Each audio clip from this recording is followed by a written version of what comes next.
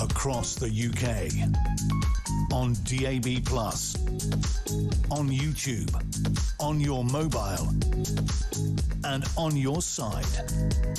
This is Talk.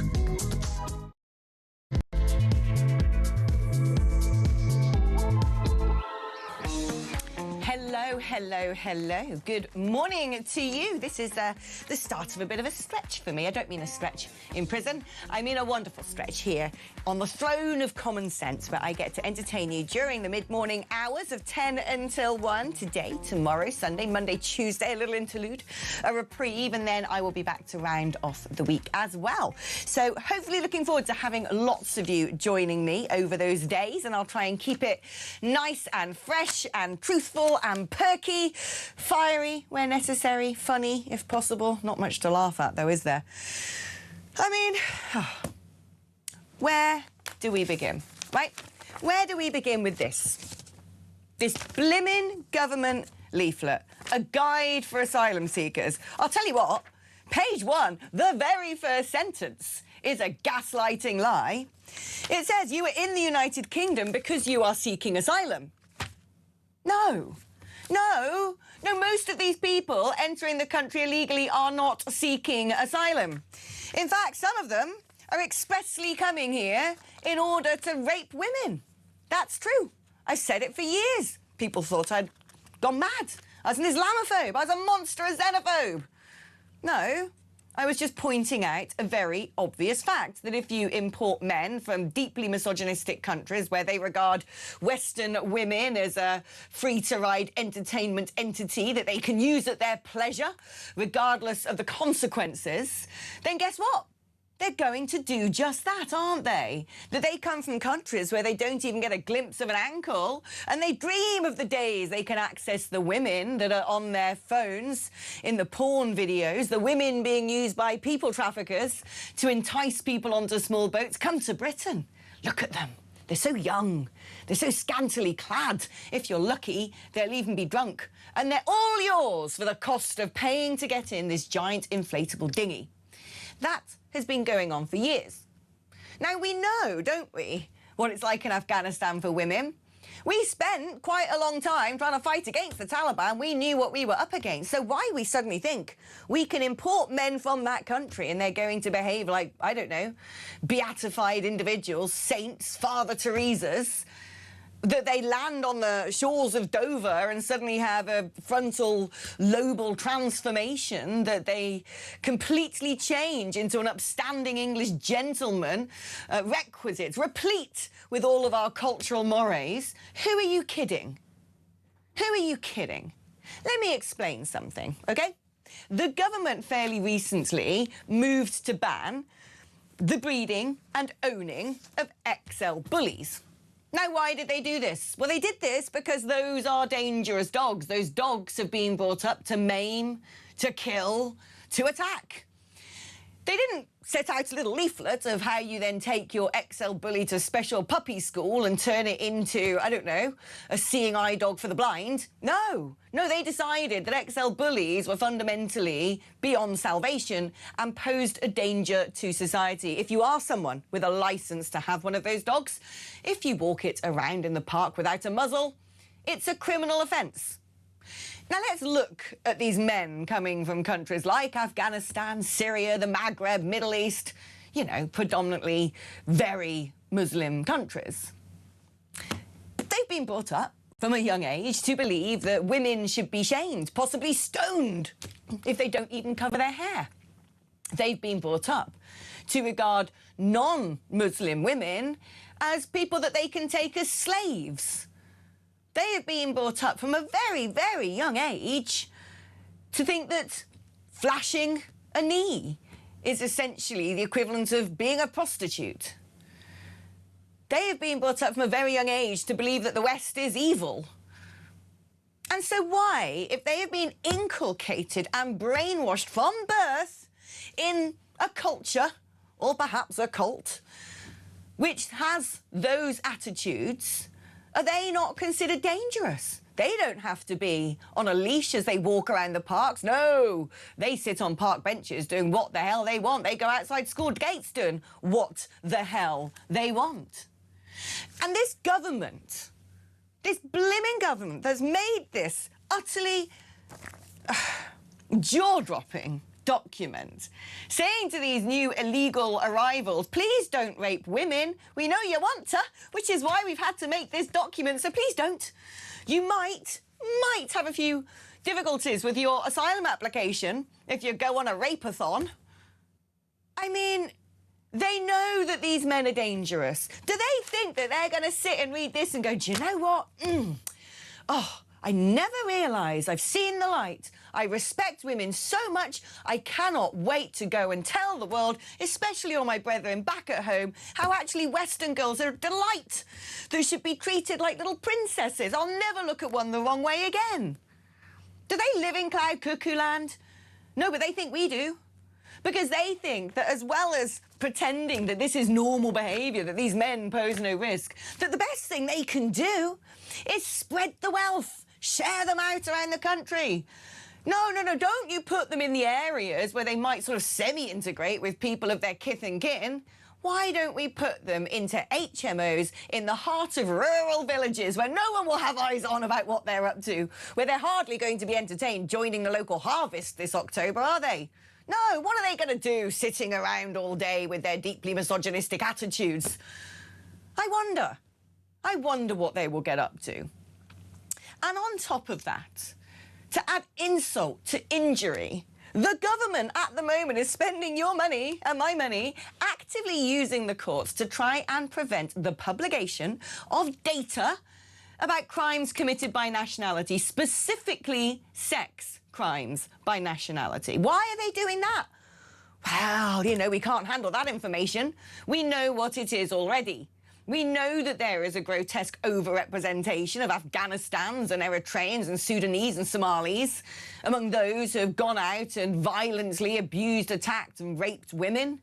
2 stories in the newspaper today. 2 separate groups of Afghan males. One raped a young girl on a train to Kent. The other held a knife to the throat of the boyfriend, or the first date actually, of a girl that they raped in the middle of a park. Oh, don't you worry about that. Nothing to see here. These men aren't dangerous. No. All they need is a leaflet. And anybody who says otherwise is still a far-right racist. But not only that, it gets better. Because the Equalities Minister, you know, the one who might have something to say about this, about, I don't know, perceived dangers to girls, the safety of women in the United Kingdom, that's kind of her remit. No, she's done it again, hasn't she, Bridget Phillipson? Because she said, don't you mind this. No. They're poor little asylum seekers. They don't know coochie-coo. We've got to give them everything they want, poor little lambs. No, the problem are the white men. Oh, it's the young boys today filling the classroom with extreme misogyny. Now, I'm not saying that that's not a thing. I'm not saying there isn't a manosphere. I'm not saying that there aren't coarser and coarser attitudes being disseminated via the internet against women. I know that that's true. I know.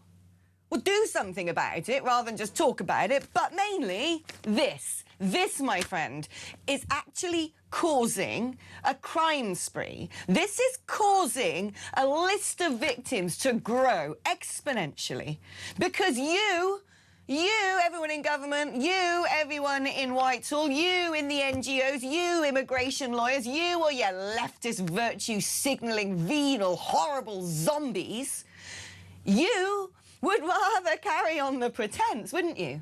That all these asylum seekers are the victims and that anybody who points out the trends that are happening around the country that we're reading in the newspapers day in, day out are deranged, are evil, are deluded, are dangerous and divisive. You are so wedded to telling us this lie, to gaslighting us, to hold on to your nasty little jobs where you can perpetuate this cycle of doom against young women and girls.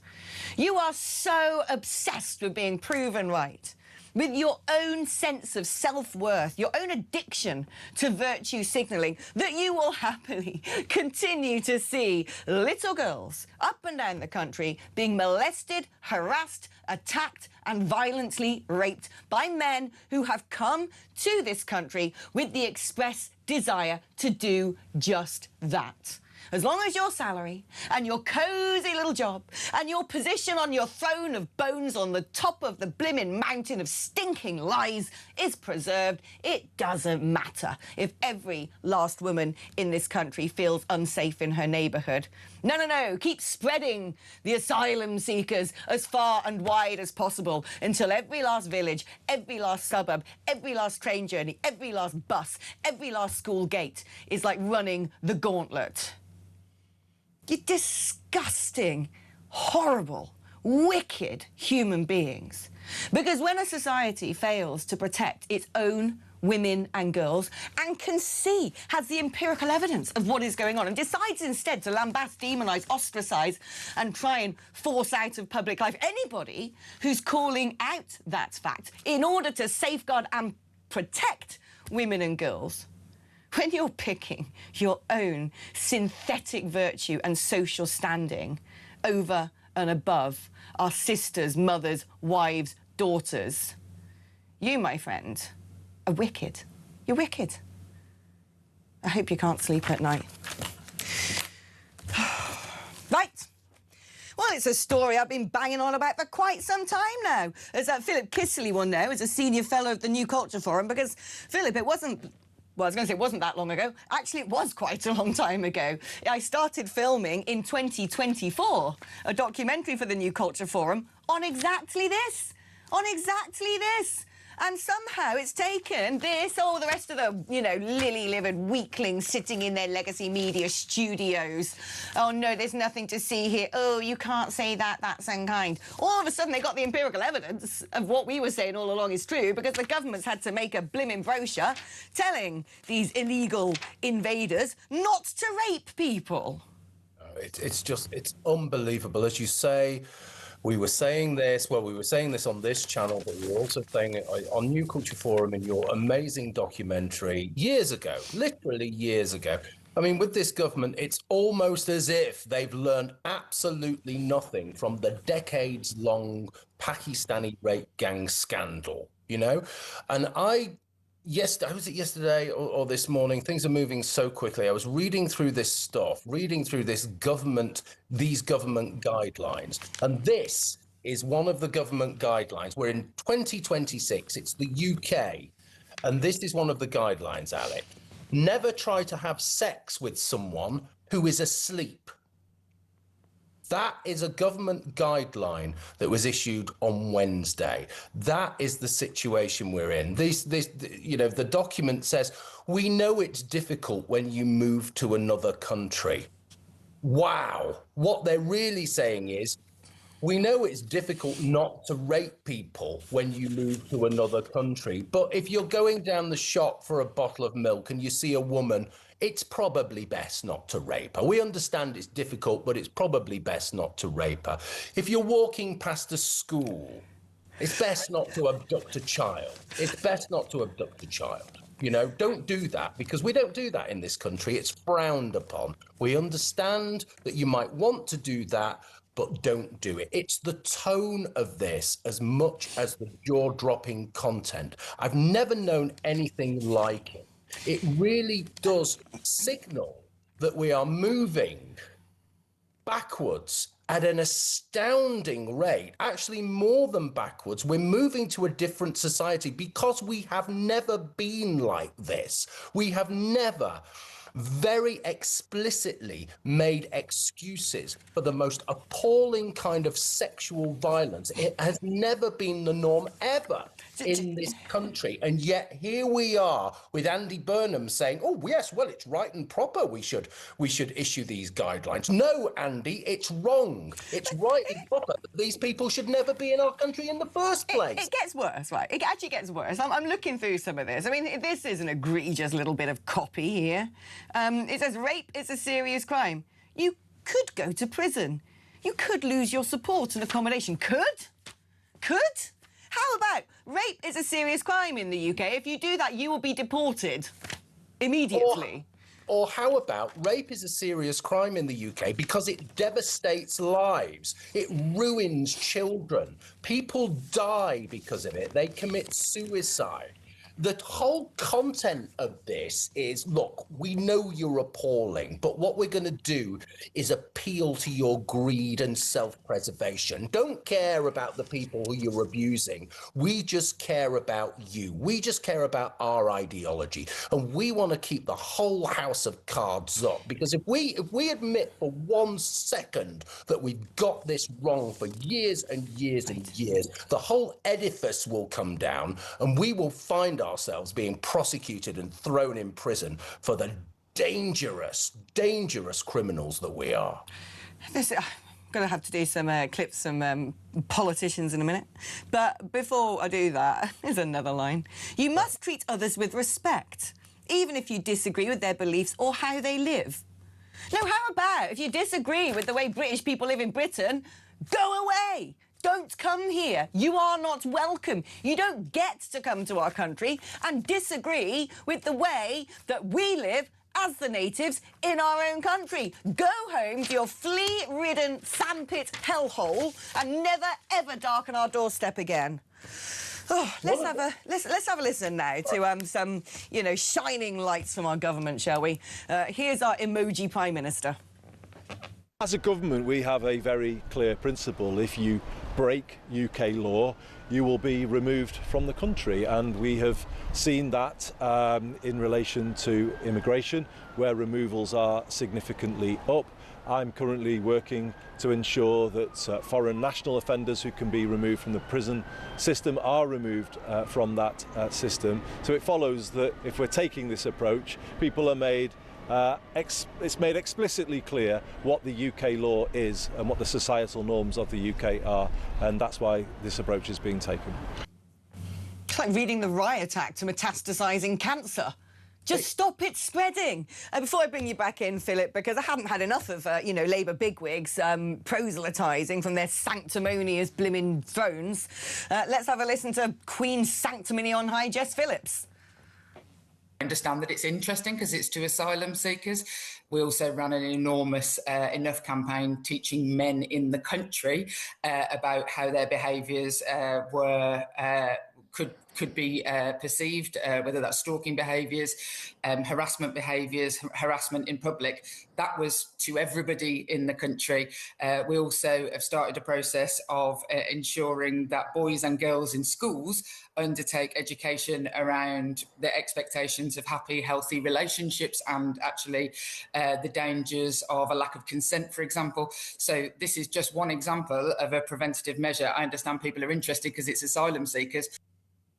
I understand people are interested because it's asylum seekers. Do you know what this is like? It's like, well, nothing to see here with the XL bullies because all dogs bite. All dog breeds have a little nip every now and then. I mean, a collie could just as well go and bite your ankle as an XL bully. No. If we're able to look at dangerous dogs and go, that specific type of dog poses a threat at large, so we don't want it here, why can't we look at certain cultures and certain men from those cultures with all the empirical data we clearly have in order to produce a booklet like this? Why do we have to make it, well, white people rape as well? Oh, we've also had to go around and tell men in Britain not to, fondle little girls and take naked photographs of people without their consent and try and attack them on the tube.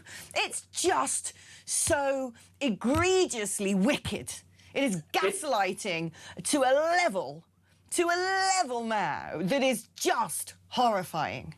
Well, I think this week we've changed as a society, actually. Something has happened, and I think it was part of that gathering around Jason Arday, where they were talking about legitimate media coverage as a lynching. We've moved from stupid to totally insane. Okay, the fantasy world that we live in, like all fantasy worlds, is dangerous because anything is possible when you live in a fantasy world. Okay, now with Jess Phillips there, she is purposely avoiding the issue. The issue isn't that some white men are rude to women. They definitely are, and there's lots of misogyny there. The issue is, as I said before, that these people coming into the country think it's okay to have sex with someone who is asleep, think it's okay to have sex with children, because there is no age of consent in Afghanistan. Now, let me just get back to Andy Burnham very, very quickly. It's almost as though he was talking about, well, they're stealing bicycles here, or they're stealing apples off other people's trees. It was bizarre to listen to him talk about that. It's almost as though he was talking about the lowest level crime rather than an epidemic of sexual abuse, which is imported, which is absolutely his ideology and everything they stand for. They stand for open borders and international socialism. This is what you get with those two things. It's interesting. You're saying that, that there are people coming into this country think it's okay to have sex with someone who is asleep or is drunk. It's not so much that they think it's okay. They're coming expressly to do just that. Let's have a little look, because, Lee Anderson, Reform UK's Lee Anderson, has been, patrolling the beaches of Dover on behalf of all of us, speaking to some of these upstanding, morally coded young gentlemen with psychological operating systems we can't wait to welcome into the villages, streets and, suburbs of Britain. Here's one he was talking to who plans on going to Scotland. Only interest. He's going to come and enrich our country, by the sounds of it. They're from Somalia. Is that sign language for Somalia?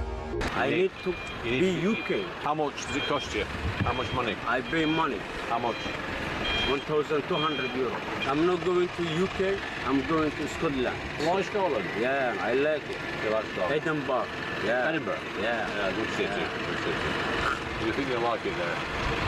I don't have more respect. In that series of vox pops that he got from these fine young gentlemen who can't wait to come and culturally enrich us, one of them, when asked, why are you coming, said, I am coming to... The word begins with F and ends with a K, and you can imagine what the two asterisk letters are in the middle. That is what he said he was doing. And we've seen people traffickers use TikTok with videos of girls in bikinis on Bournemouth Beach. Of course, that is now the rape capital of Europe, basically. Oh, no beach is safe anymore. Let's put extra migrant hotels down by those beaches, until Edwina Curry can build all of her rural brothels outside the military bases. Let's just let them all loose on the sands of Britain. Philip, I tried to find out data. Of course, you can't get it. It's suppressed. I tried to find out the data on how many women and girls have been sexually attacked, raped, whatever. Or actually, I say women and girls. The other day, an Eritrean raped an elderly man behind a church. There's no stopping these feral creatures.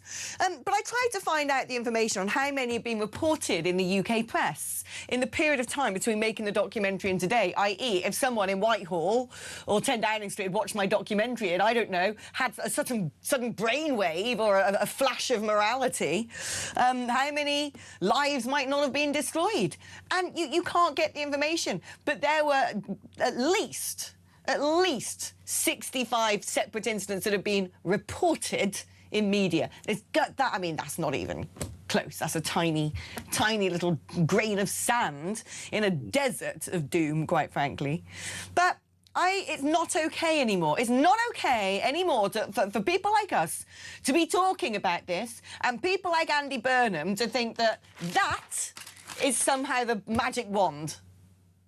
Or to think that that is the right thing. Again, language betrays, doesn't it? And everything they say, Guest Phillips saying, oh, well, the migrant stuff is interesting. Interesting? Really? Is that all you've got to say about the plight of women and children in this country? Really? But you know what my main concern is? My main concern is that people become so inured to this. This becomes so routine, it's so part of everybody's everyday life that we just kind of work around it and get on with it. What's happening already, Alex, is that children who are brought up in beautiful little villages in places like North Yorkshire and Oxfordshire, all over the country, and children who are brought up in inner cities as well, they now know that if they go out on their own, there is a very, very good chance that they will be raped or abducted. It's the same with women on the tube, on buses, walking down the street. These are cultural practices that were completely alien even 10 or 15 years ago. Now, what's happening to those children is if you get 1,200 male migrants descending on a village, the village is immediately destroyed. That part of British heritage is gone forever. It's never going to come back in the same way. But the children in that village, their lives are altered forever. Their childhood is gone because the spectre of sexual abuse is very much part of their lives. It's on the horizon. It's there. And that, sorry, just to make the point, that is symbolic of what's happening to this country. We are losing our identity. We are losing our safety.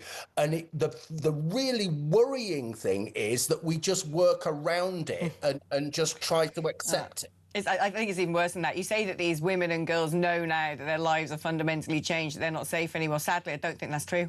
I think actually it's the opposite. I think these women and girls are being brainwashed to still think of these migrants as poor, beatified little victims. I mean, in some parts of the country, local authorities are encouraging schools to get little girls to write them Valentine's Day cards. It is sick. It is evil. Right, we've got to take a short break, but don't go anywhere because Philip and I are back just after this.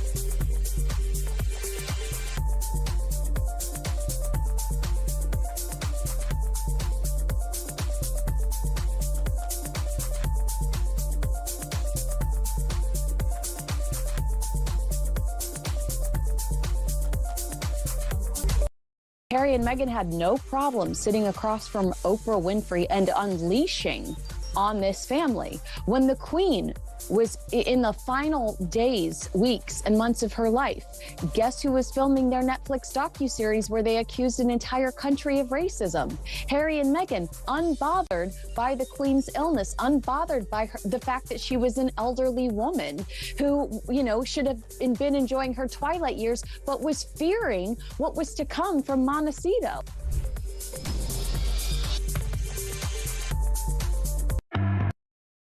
Across the UK, on DAB+, on YouTube, on your mobile, and on your side. This is Talk. Wow, I just found something online with Dorset. Someone's done an FOI to Dorset Police. I was just looking through the response to their FOI, where they've actually published nationality data for serious sexual offences. And guess what? Dorset, you know, land of beaches, rape zone, clearly. The amount of non-British rapists is 138 per 100,000. British, 46. 3 times higher per capita. I wonder who all these non-British people are raping up women on the beaches. Can't figure that one out. Philip, right, let's move on because I'll be talking about this topic a lot more during the course of the day, and we've got other stories to discuss. Now, Suella Braverman made a big speech about reforms, ideas for getting people into apprenticeships and completely, let's say, revolutionising the way that education is done in this country. But more recently today, she has come out and made it explicitly clear that Reform will not be making any deals with Restore or the Tories. Now, there'll be people out there pulling their hair out going, well, do you know what? That's it then. We're just going to have socialist governments forever, ad infinitum. But there'll be other people who sit there and go, well, why should they? Why should they make a deal with the Conservatives who squandered 15 years creating half of the horrors we're seeing unravel today? Exactly. And why should they do a deal with Restore Britain? I think Rupert Lowe has now handed his third private prosecution threat to Nigel Farage. I mean, what, do you think Nigel Farage is going to sit there and go, yeah, love it, let's get back together, woohoo? I mean, I must say on this one, normally I'd be, you know, the first one to say unite the right, but I'm minded to say no, don't. Yeah, I think I'm in agreement with you there for all sorts of reasons. First of all, if you look at Restore UK, last time I looked, it might be different now, but last time I looked, they were polling on 3 to 4%. Okay, this is after an horrendous couple of weeks in which they were uttering blood libels, genocide libels, I should say, and having to differentiate between ethno-nationalism and neo-Nazism. So I think that it's an electoral force. I think they're finished. As far as the Tories are concerned, you made a really good point there. Everything we talked about, actually, for the previous 20, 25 minutes, most of it stems from the Tory leaderships of the previous years. So they are in many ways totally poisonous, and they're so far from being sorted out,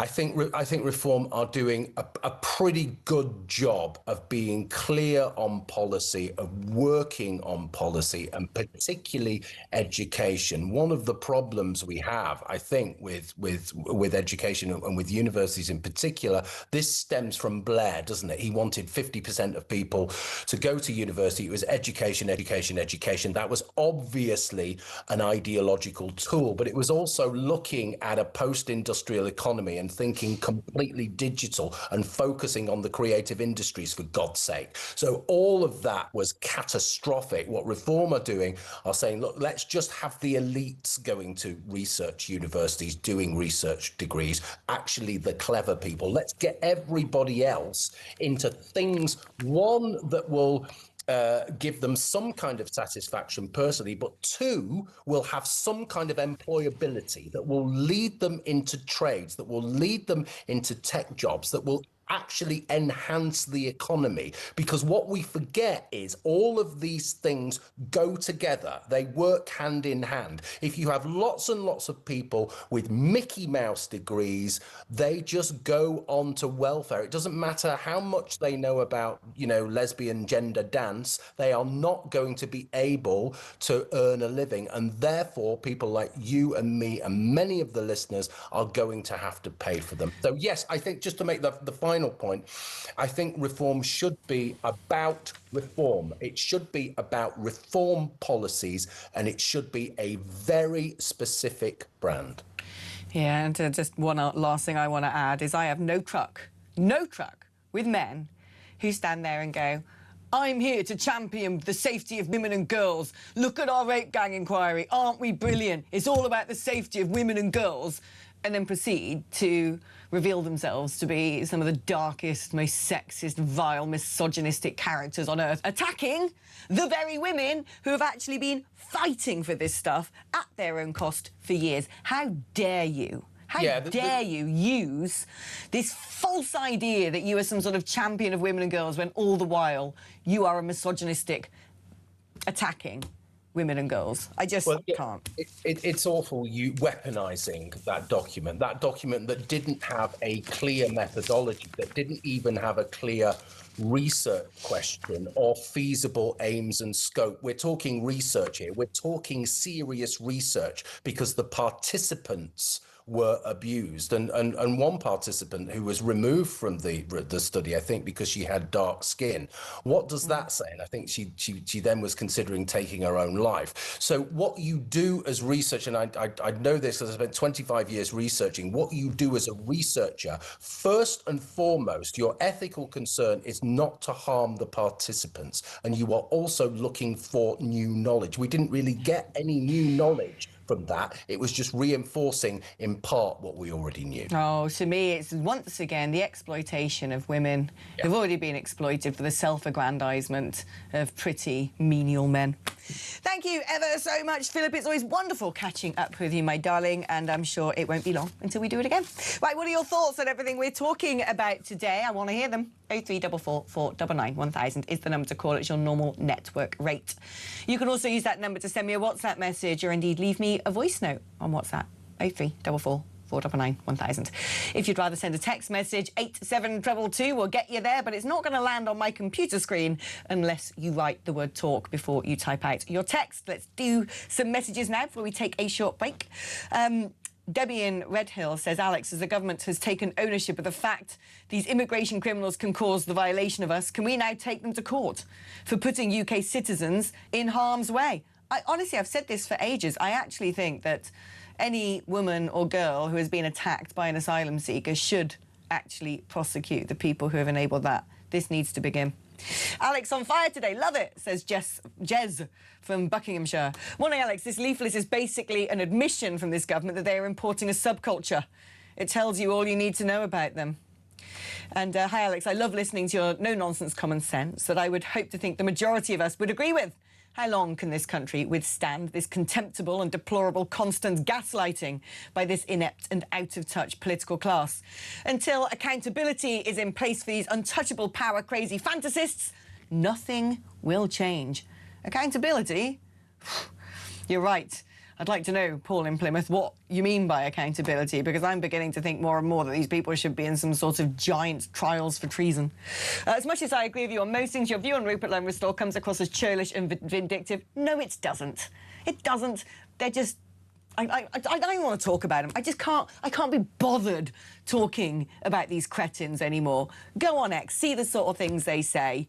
And if you actually agree with the idea that, you know, women shouldn't be in politics, you know, I'm a tragic character, that it's OK to mock a woman whether she has children or not. Do you agree with that stuff? Do you like that? Do you? I don't. Right, we're going to be taking a short break, but coming up on the other side, it is the talk of the town. Where are they going to end up? Meghan and Harry, that is. I'd imagine, if I were a betting woman, that it will probably be the Cotswolds, given that that is where all the Americans go these days. It's the trendy place to be by Soho Farmhouse. But, of course, it is also primarily where Prince Harry spent most of his childhood.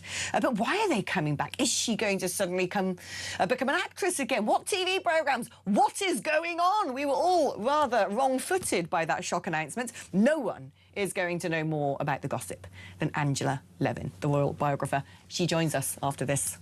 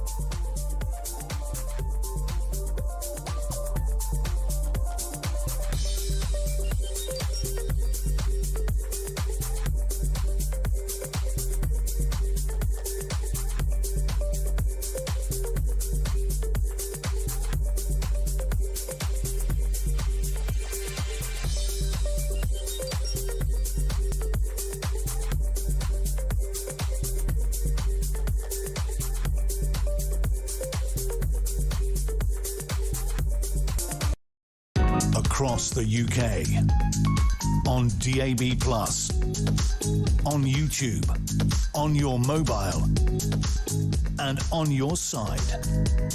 This is Talk. Lucky me, things are looking up ever since I moved to the Wild West to try and escape all the traumas of London. Seems like they're going to stick a load of migrants in every single village. Woohoo! And now Harry and Meghan are probably on their way to the Cotswolds as well. Brilliant! Let's speak to Angela Levin, royal biographer. I mean, Angela, if I was a betting woman, I'd certainly go to the bookies and whack a huge chunk of money on somewhere sort of between Soho Farmhouse and Highgrove.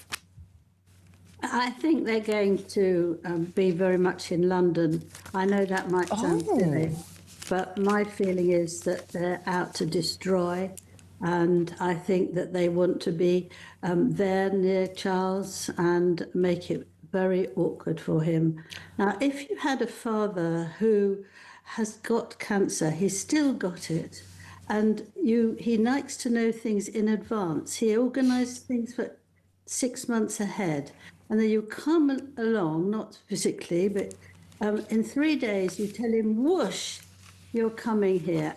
It gives somebody a lot of difficulty because he's had to work through what Harry is like and Meghan, who's been absolutely revolting. So that is a thing to say, I am here, I am strong. A lot of people might not agree with this, but I think that I'm right. And another thing that I feel where he's already set his boots is in a few days there's his Well Child, which is about very ill children, and Harry goes and gives them, a joke and all that. Absolutely lovely. However, he's not a working royal anymore. He's a freelance royal, and you can't stop him doing anything. But what he's done, he's booked a room in Buckingham Palace. So, he's part of the royal family. There he is, half in, half out, not at all. As anybody else would think, unless you really look at it carefully, is that he is there doing what he shouldn't be. And I bet you he's laughing afterwards. You act vengeance. You act that they're coming back, with a will to destroy. You think that is the main motivation? Yes. I mean, I think they've been waiting to see how they can get there. Harry wants to get his own back. He's been furious that he hasn't got what he wanted in almost anything. And I think he's furious about William, who won't have anything to do with him. He knows how to make it difficult now, go on and on and on about Catherine. And, she's got to be careful too. She's fine at the moment, thank goodness, but you've got to look after them.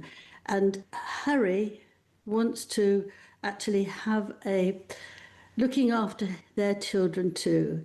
William doesn't want him anywhere near his children, but Harry says that he wants to take one or two of them to tell them how not to be, not how he was the sort of somebody who was left out, and he doesn't want the children, his children, to be like that. So he wants to look after them. And William has said to him, "Go out of it. No, don't come anywhere near me." But if there's any sort of social, Christmas, anything, there will be Harry, Meghan, and the two children. They'll go up to each other, have a nice chat, and Harry will go straight for one of the children. So, there's a lot of danger here. Wow. Really a lot of danger. People, when I was talking a lot yesterday, people say, "Oh, no, you should love it, you should love it."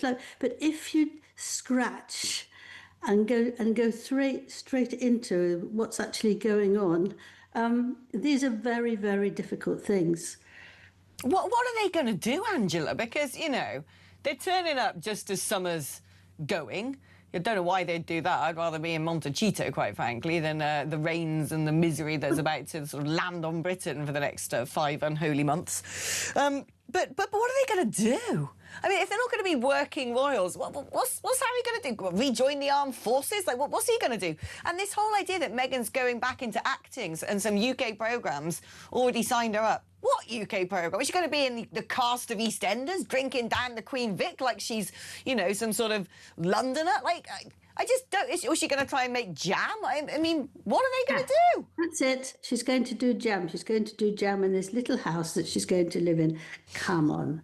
She didn't do it all herself. She gave it to, other people to do it for her. She will just be looking around. She'll pop in and try and see Catherine, knock at the door. They're now running wild. They don't care what they're doing. And in that sort of way, they just want to show that they're a rival royal court. That's it. That's what I think. We've got to be very careful because, exactly what I say to you, take Buckingham Palace and then go off and do something that you cannot do pretending you're royal if you're not a royal. It's all got to be for them. There's no, and Meghan, she hates it here. She hates us. She hates everything about us. She hates the people. She hates everyone. And she's got to sort of swallow it all to enable Harry to win. But this is what I think is madness. They've already been on record repeatedly slagging us off, slagging off the British, not only slagging off the British press, but trying to take them to court to the tune of, millions of pounds, thankfully unsuccessfully, slagging off their family. I don't... Do they think we've forgotten all of that? Yeah. Do they think that we're going to suddenly roll out the red carpet and be so thrilled that they're coming back, we'll be tripping over ourselves to kiss the ground that they walk on? Yeah, well, if you know Harry quite well, as I do, I spent sort of a long time with him doing his biography. He forgets what he's done that's not quite right, or he puts it away, doesn't forget because he's got a brain. Even people don't think so. But, he just wipes it out. Something bad has happened, whoosh, gone. So Meghan does exactly the same. They don't remember, they don't apologise, they don't build up the friendship. Everything they start again for them. They want to be in the front. Meghan's got to be number one. That's one of the huge reasons why she hated it with the royal family, because they wouldn't let her go in front. And there's one funny bit of picture where they're looking at some, I don't know, they're looking at some things on tables and she wings past to go to the front and the aide rushes back and pulls her, and so she goes back again and pulls her. I mean, it was like a joke because she doesn't want to be number 5 and 6. She wants to be number 1. So you've really got to understand that they're suddenly not going to be sweeties. Everyone is going to be, it's going to be so nice and lovely and the children are going to love it. Now, I feel enormous sorry for the children. Because if they get to school and they've got to use their title, they're going to get real nastiness, aren't they? They're not, it'll be really a shame if you have to call them your Highness, all that sort of stuff. They're going to make fun of them because little kids, are like that, aren't they? So I feel very sorry for the little children, unless she wipes out their title for the moment, which she won't, because she wants them to seem grand and better than anyone else. I'm reading them, and anyone who doesn't like it, that's fine. But I've been around for a long time, and I think that I'm right on most things. You know more than all of us put together, Angela. That's why we get you on for the Inside Scoop, the brilliant royal biographer, Angela Levin there. Wow, they've come back to seek vengeance. Oh, good luck, royal family. I mean, that woman's like an Exocet missile.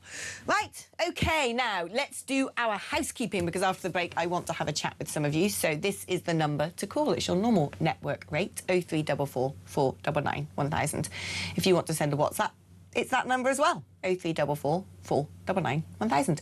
If you'd rather send a text, it's 87222. But if you're going to do that, write the word talk before you type your message. Taking a short break, back after this.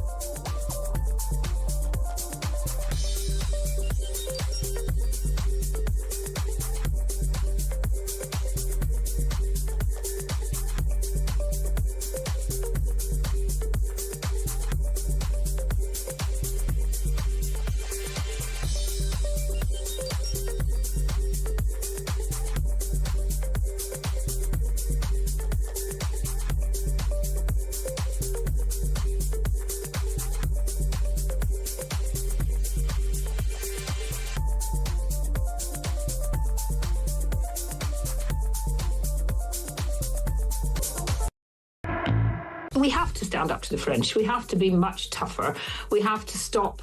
I mean, the pull factor is huge, but even without the pull factor, there are going to be people who, want to come across that bit of ocean and come to us. And I just think, once again, we do a lot of talking about it, and Andy Burnham, every time he's interviewed, says, oh yes, but there's fewer boats coming. There may be fewer boats coming, but they're actually bigger boats and they're holding just as many people. I think the money we're giving to France is unbelievably big for what they're doing for us. Across the UK, on DAB+, on YouTube, on your mobile, and on your side. This is Talk. Righto. Let's do some messages and take some calls. Alex, the next general election, the people will have a choice. Vote Reform to improve our country, or vote Labour for disaster. No matter who you vote for now, your next vote is for your country. Kurt says, great show, keep going. Do we all get an apology from the left-thinking government for years of common sense concern for women and girls? Now they're publishing leaflets revealing all of our concerns to be true. We were called racists, fascists, far-right, punished and cancelled for talking facts. I wouldn't wait up for that one, Kurt. It ain't going to happen. No. They're just going to keep, doing that sort of diversionary technique where they go, but what about the boys and looking at stuff online? What about the little white schoolboys? Evil. They're evil. These ones say they can't help it. They're from rapey countries, but they themselves are saints. They just need one day living in rural Gloucestershire, and they will soon learn how to be like, make it stop. Heaven forfend. Let's speak now to Danny, who's in London. Good morning, Danny. Good morning, Alex. Thanks for taking my call. When he was interviewed yesterday, Burnham, he said about the leaflets, he said, well, it's quite clear. He said, if you commit a crime here, you will be deported. Well, he didn't say that. He says, you may be deported. And second of all, when they come over here, they've committed a crime straight away. Am I right? Isn't it better to prevent something rather than have to reap its consequences? Is it not better to look at crime statistics that are being suppressed in the public and go, gosh, this social experiment bringing all these Maghrabi and Middle Eastern men over is actually having a very deleterious impact upon the safety of women and girls. Let's stop doing that. Or how about we make sure they can't leave the military bases that they are being put in? Let's detain them to protect our own. Surely that would be better rather than the government's approach, which is, ooh, look at that big tumour there. How about we try and make more tumours all across the whole body of the United Kingdom? I know what we should do, according to Shabana Mahmood. We're going to have a lovely mixed smorgasbord of accommodation. Yes, some will still be in hotels, living it large, wandering around in the streets near those particular venues. Some might be in military bases, I don't know, wandering around in the villages near that accommodation. Some, if they're lucky, might be put into HMOs to, I don't know, drag girls back inside and attack them in their own houses. I mean, it's just, no. Let's not take men from countries with a tendency, a proclivity to raping women. How about we just don't do that? He just brushes it off, doesn't he? Mr. Joe Cool, he brushes off with a little smile. He wants them. He wants them. They don't care about us. They don't care about us, and that's it. I don't know. I really don't, Danny, how these people sleep at night, because, we, as Joe Public, who are prevented from having any access to empirical data that might corroborate what we have been seeing and saying for years, we know what's going on, right? Because we read the newspapers, because we've actually got brains that we can add up, that if you take men from countries where women are stoned to death for, I don't know, having their bonts out in public, that they might not be good men and probably will pose a threat to women over here as well. Now, they know that we know, and we know that they know, and they know even more than we know, because they are the government. They will have the briefings from the agencies, from the security services. They'll have all sorts of policy wonks and experts and apparatchiks in Whitehall who have got the data, written the report, done an impact risk assessment. They know what they're doing, and yet they are choosing instead to continue to try to censor us, pull the wool over our eyes, pretend it's not happening. And when that doesn't work, I don't know, even sling us in prison for talking about it. I'm sorry, but that to me is the devil incarnate. That is sheer, willful wickedness. We can't afford them either. When the country's bankrupt, we can't afford them. And every time they come over, it's more money, more money, more money. We haven't got it. We haven't got it. I mean, look, it is fair to say that not all migrants are rapists. Of course, that is borne out by data. But it's also fair to say that it is clear when you pattern seek and look for trends, and you just, like I said, use basic common sense, that there are certain countries with cultures with pretty grotesque and grim practices, particularly regarding women, that if you take people from those environments and move them here, that they're going to pose a greater risk than someone born and bred in the United Kingdom who knows not to try and have sex with someone who's asleep. It's got to the stage now that I'm looking at repeated governments, civil servants, NGOs, left-wing commentators, legacy media, and I know that they know now it can't just be a case of, well, you know, we're trying to be nice and so we gave people the benefit of the doubt and we were hopeful that our ideology would pay dividends. We did think that it was, you know, the right thing to do to protect people fleeing war zones, you know, but we got it wrong. What is so ill about all of this is they know they've got it very, very wrong, and they're still not prepared to do anything about it apart from publish a little leaflet. I don't know. I think these people should be put on trial at some point. At this stage, I do. And I do think, you know, someone messaged earlier saying that there now need to be prosecutions, people, young girls especially, who have been sexually attacked by a man who this government or previous governments have aided and abetted, essentially, to get to this country by picking them up in the middle of the channel, bringing them here, putting a roof over their head, feeding them and allowing them to wander the streets. They know, right? And I think it's about time that individuals who have been attacked by asylum seekers should actually prosecute the government. I don't know how it's done. Don't ask me. I am no legal expert. Someone out there, hopefully, listening to this is. But I think it is high time that the public said enough is enough, and those people who have used their pens, their positions and their privilege to enable this stuff face the consequences. Because if this was the private sector, if it was a building site and a crane had collapsed on someone, guess what? They'd be hauled to a tribunal, they'd be taken to court. And it's about time we have the same attitude towards the dangers being imposed upon us by our own government and civil service. Danny, thank you ever so much for your call. Danny from London there. We're going to be taking a short break now, but don't go anywhere because we're going to be discussing these stories and a lot more just after this. Put the kettle on and I will see you on the other side.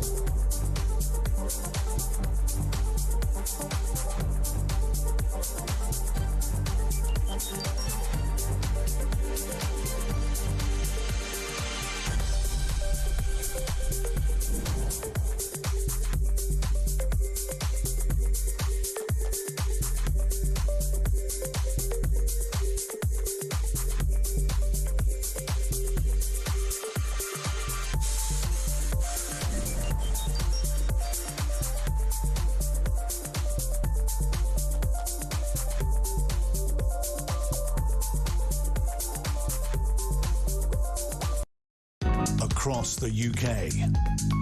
On DAB+, on YouTube, on your mobile, and on your side. This is Talk.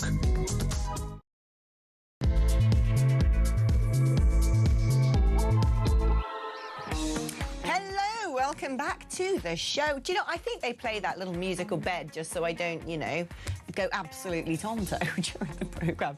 The topics that we discuss is enough to drive anybody to insanity. So I sort of feel like this is like a therapy bed. You know, I come back, a cup of tea's on its way, have a little chill, listen to the beat, pretend you're sitting on some sort of lovely beach deck with a pina colada. Come on, allow yourself to be soothed by the, you know, mellifluous tones of the Talk theme tune. Sometimes I go to bed at night and I just hear it rattling around my head like a ping pong ball, along with everything else that exists in my brain these days. All right. OK, well, let us get on with getting on, shall we? And let's do a little bit of housekeeping before we do that. Just to remind you that here in Talk Towers, free speech really is free, because we don't charge you anything for your 2-bit. That's right, it's a 0-bit. But it's a bit that we want. 03444 991,000 is the number to opine about whatever you want over the blower. You can also use that number to let your thoughts be heard when I read them out on air via the medium of WhatsApp. Or indeed, you can press the little microphone and leave your opinions in a tiny little voice note, and we'll play that as well. 87222 is the number if you're a bit old school and you'd rather send a text message. But as you know by now, if you're going to do that, like the word talk before you text. OK, let's speak to a man I haven't seen in ages. It's been yonks. James Price, how you doing, my darling? FYI, James Price and I were having a little drinky poos together because we're neighbours just a couple of days ago. And wasn't it lovely indeed? Being in not London is the best place to go for a pint, I can tell you that, because there are no rules around banning people from standing up in pubs out here in the countryside, no matter what they might be trying to do in London. We've got to enjoy it while we can, James, because we've either got to get one, other or both of migrants or Meghan.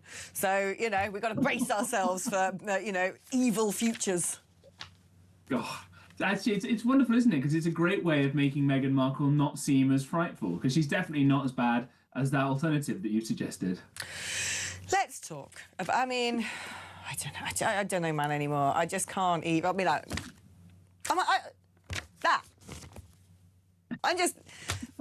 let's just get you going on this one, because I've said my piece. I don't know what else I can say on it. But, I mean, just the first sentence says, you are in the United Kingdom because you're seeking asylum. Don't affirm them. It should say, you are in the United Kingdom because you probably want to go and rape someone. Please don't. The whole thing is quite dystopian in a way, isn't it? You have to realise that there is a human being, a British citizen paid by the taxpayer, whose job it was to write this, or probably actually, you know, thousands of people's job to write this thing. And obviously I agree with everything that it says in there, but we have had to go to work and have our taxes taken away from us to pay someone's salary, and that person's job was to sit there and write this pamphlet to a bunch of people who've broken into the country saying, don't go around raping people, don't go having sex with children, don't go finding drunk old men on a bench outside a church in London and raping them, and all these sorts of horrendous stories that we've seen recently. I laugh because I can't actually believe we're having this conversation.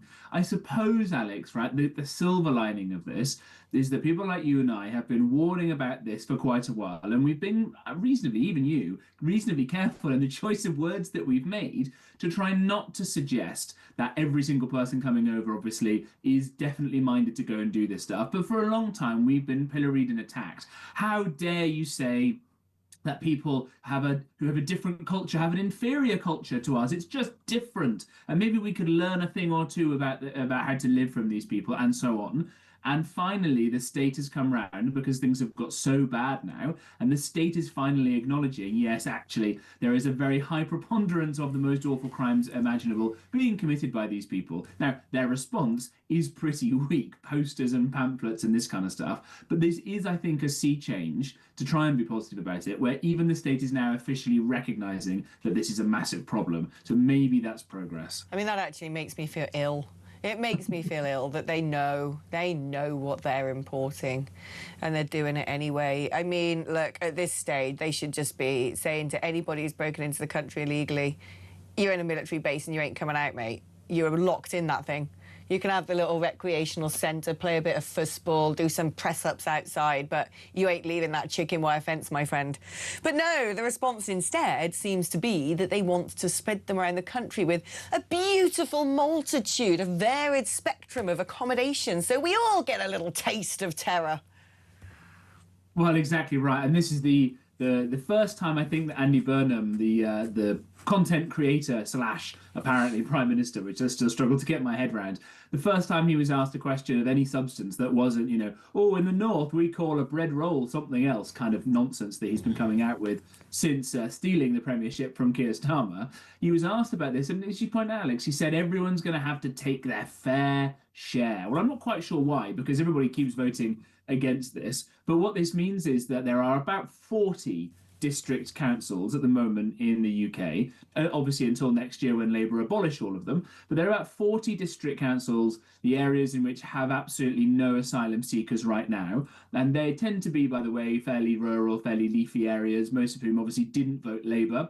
And they are to be blessed, or punished perhaps, by having these people come and join them. So that's an extra burden on the council's budget, but perhaps more concretely, it will be an extra burden on all the rest of us who are going to have to now start to watch out and think, is that house over there that's been empty for a while that's now suddenly got a load of people in it? Is that house of multiple occupancy? Is that hotel that we used to walk past full of all these young guys? Is that a safe place for us to be walking past anymore? And so we are to be blessed by the engineers and doctors who've broken into the country all around the place. And so it's not just the areas like Crowborough who have already decided that they're going to have to set up their own sort of marching around at school opening and closing times to keep kids safe from these people. But the rest of us, including, Alex, by the way, you and me in the Cotswold district, as well as 39 odd other places, are going to start to be blessed by the arrival of people who need to be told not to rape children with a power cut. I mean, look, you used to live in my favourite cited London borough of Brent, of course, where this poor wee girl on her first date stargaze and playing a guitar with a, what could have been her future boyfriend or something, has to undergo the ordeal of a knife being held to his throat while she's violently raped, and then they switch positions. But it's not enough for that to happen in Brent alone, somewhere where you used to live. You wisely escaped Brent. No. Because they're going to have to build all this new housing everywhere, and 20 to 40% is going to be cordoned off at social housing. We know what that means. It doesn't mean vulnerable single mothers born and bred in the UK finally having a roof over their heads. No, it means our latest imports from Eritrea, Somalia, Sudan, Syria, they get to come and live in our communities. So they're just going to Brentify where we live. And it's going to wreck every last corner of the UK. I would rather they just go, look, Brent's crashed. It's rubbish. No one wants to live there because it doesn't even look like Britain anymore. So we may as well just, put all these people somewhere in Brent. To me, it is an absolute spiteful wickedness to turn around and go, well, some places haven't got these deep-set, horrific social, community and cultural problems, so we better make sure they do. So Alice, I think this is progress, again, of a sort, right? So for a long time, we were told the people coming over were going to be great, were going to be brilliant. They were doctors and engineers and all the rest of it. And we were going to be blessed, at the very least, by exciting, spicy new foods. Or the worst of that, and the best is going to be someone to go and cure your granddad's cancer or something. And Lambeth, I think it was, the Green Party or someone in Lambeth Council, we'll take them all, they'll be brilliant, etc., etc.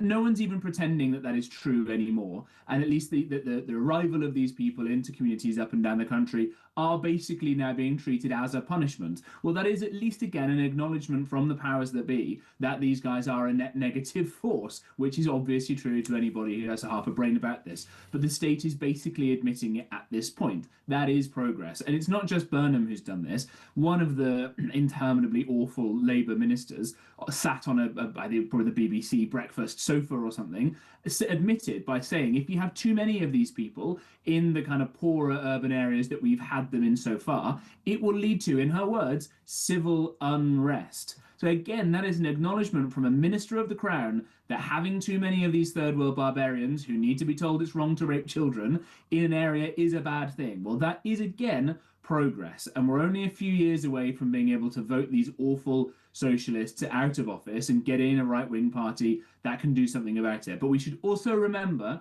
and again, you and I know this in the Cotswolds, run by not the Labour Party, but by the Liberal Democrats, who go along with this all the time. They're the ones who are also in favour of building all these houses, not in the centre of London, where house building has completely collapsed, but in leafy rural areas all up and down the country where people thought, oh, the Lib Dems are a nice mix because the Tories messed up and Labour are a bit too much, so let's go for the cuddly Lib Dems. But they are aiding and abetting the Socialist Labour Party in the destruction of this country every step of the way. So do not vote for them as much as you will not be voting for the Socialist Labour Party. Oh, the Tupperware Party, as I've taken to calling them lately, because it is just Waitrose women sitting there cooing over how wonderful they think they are. Shall we have a look at some of the doctors, the lawyers, the nuclear physicists, the engineers heading over to the country? Because Lee Anderson, Reform UK's Lee Anderson's been out on the beaches of Dover talking to some of these upstanding, fine young gentlemen. Here they are. Only interest. He's going to come and enrich our country, by the sounds of it. They're from Somalia. Is that sign language for Somalia? I need to be UK. How much does it cost you? How much money? I pay money. How much? 1,200 euro. I'm not going to UK. I'm going to Scotland. Why Scotland? Yeah, I like it. You like Scotland? Edinburgh. Yeah. Edinburgh? Yeah. Yeah, good city. Yeah. Good city. Do you think you like it there? I don't have more history. What charming gentlemen. I bet you can't wait to have them move in next door to you, can you?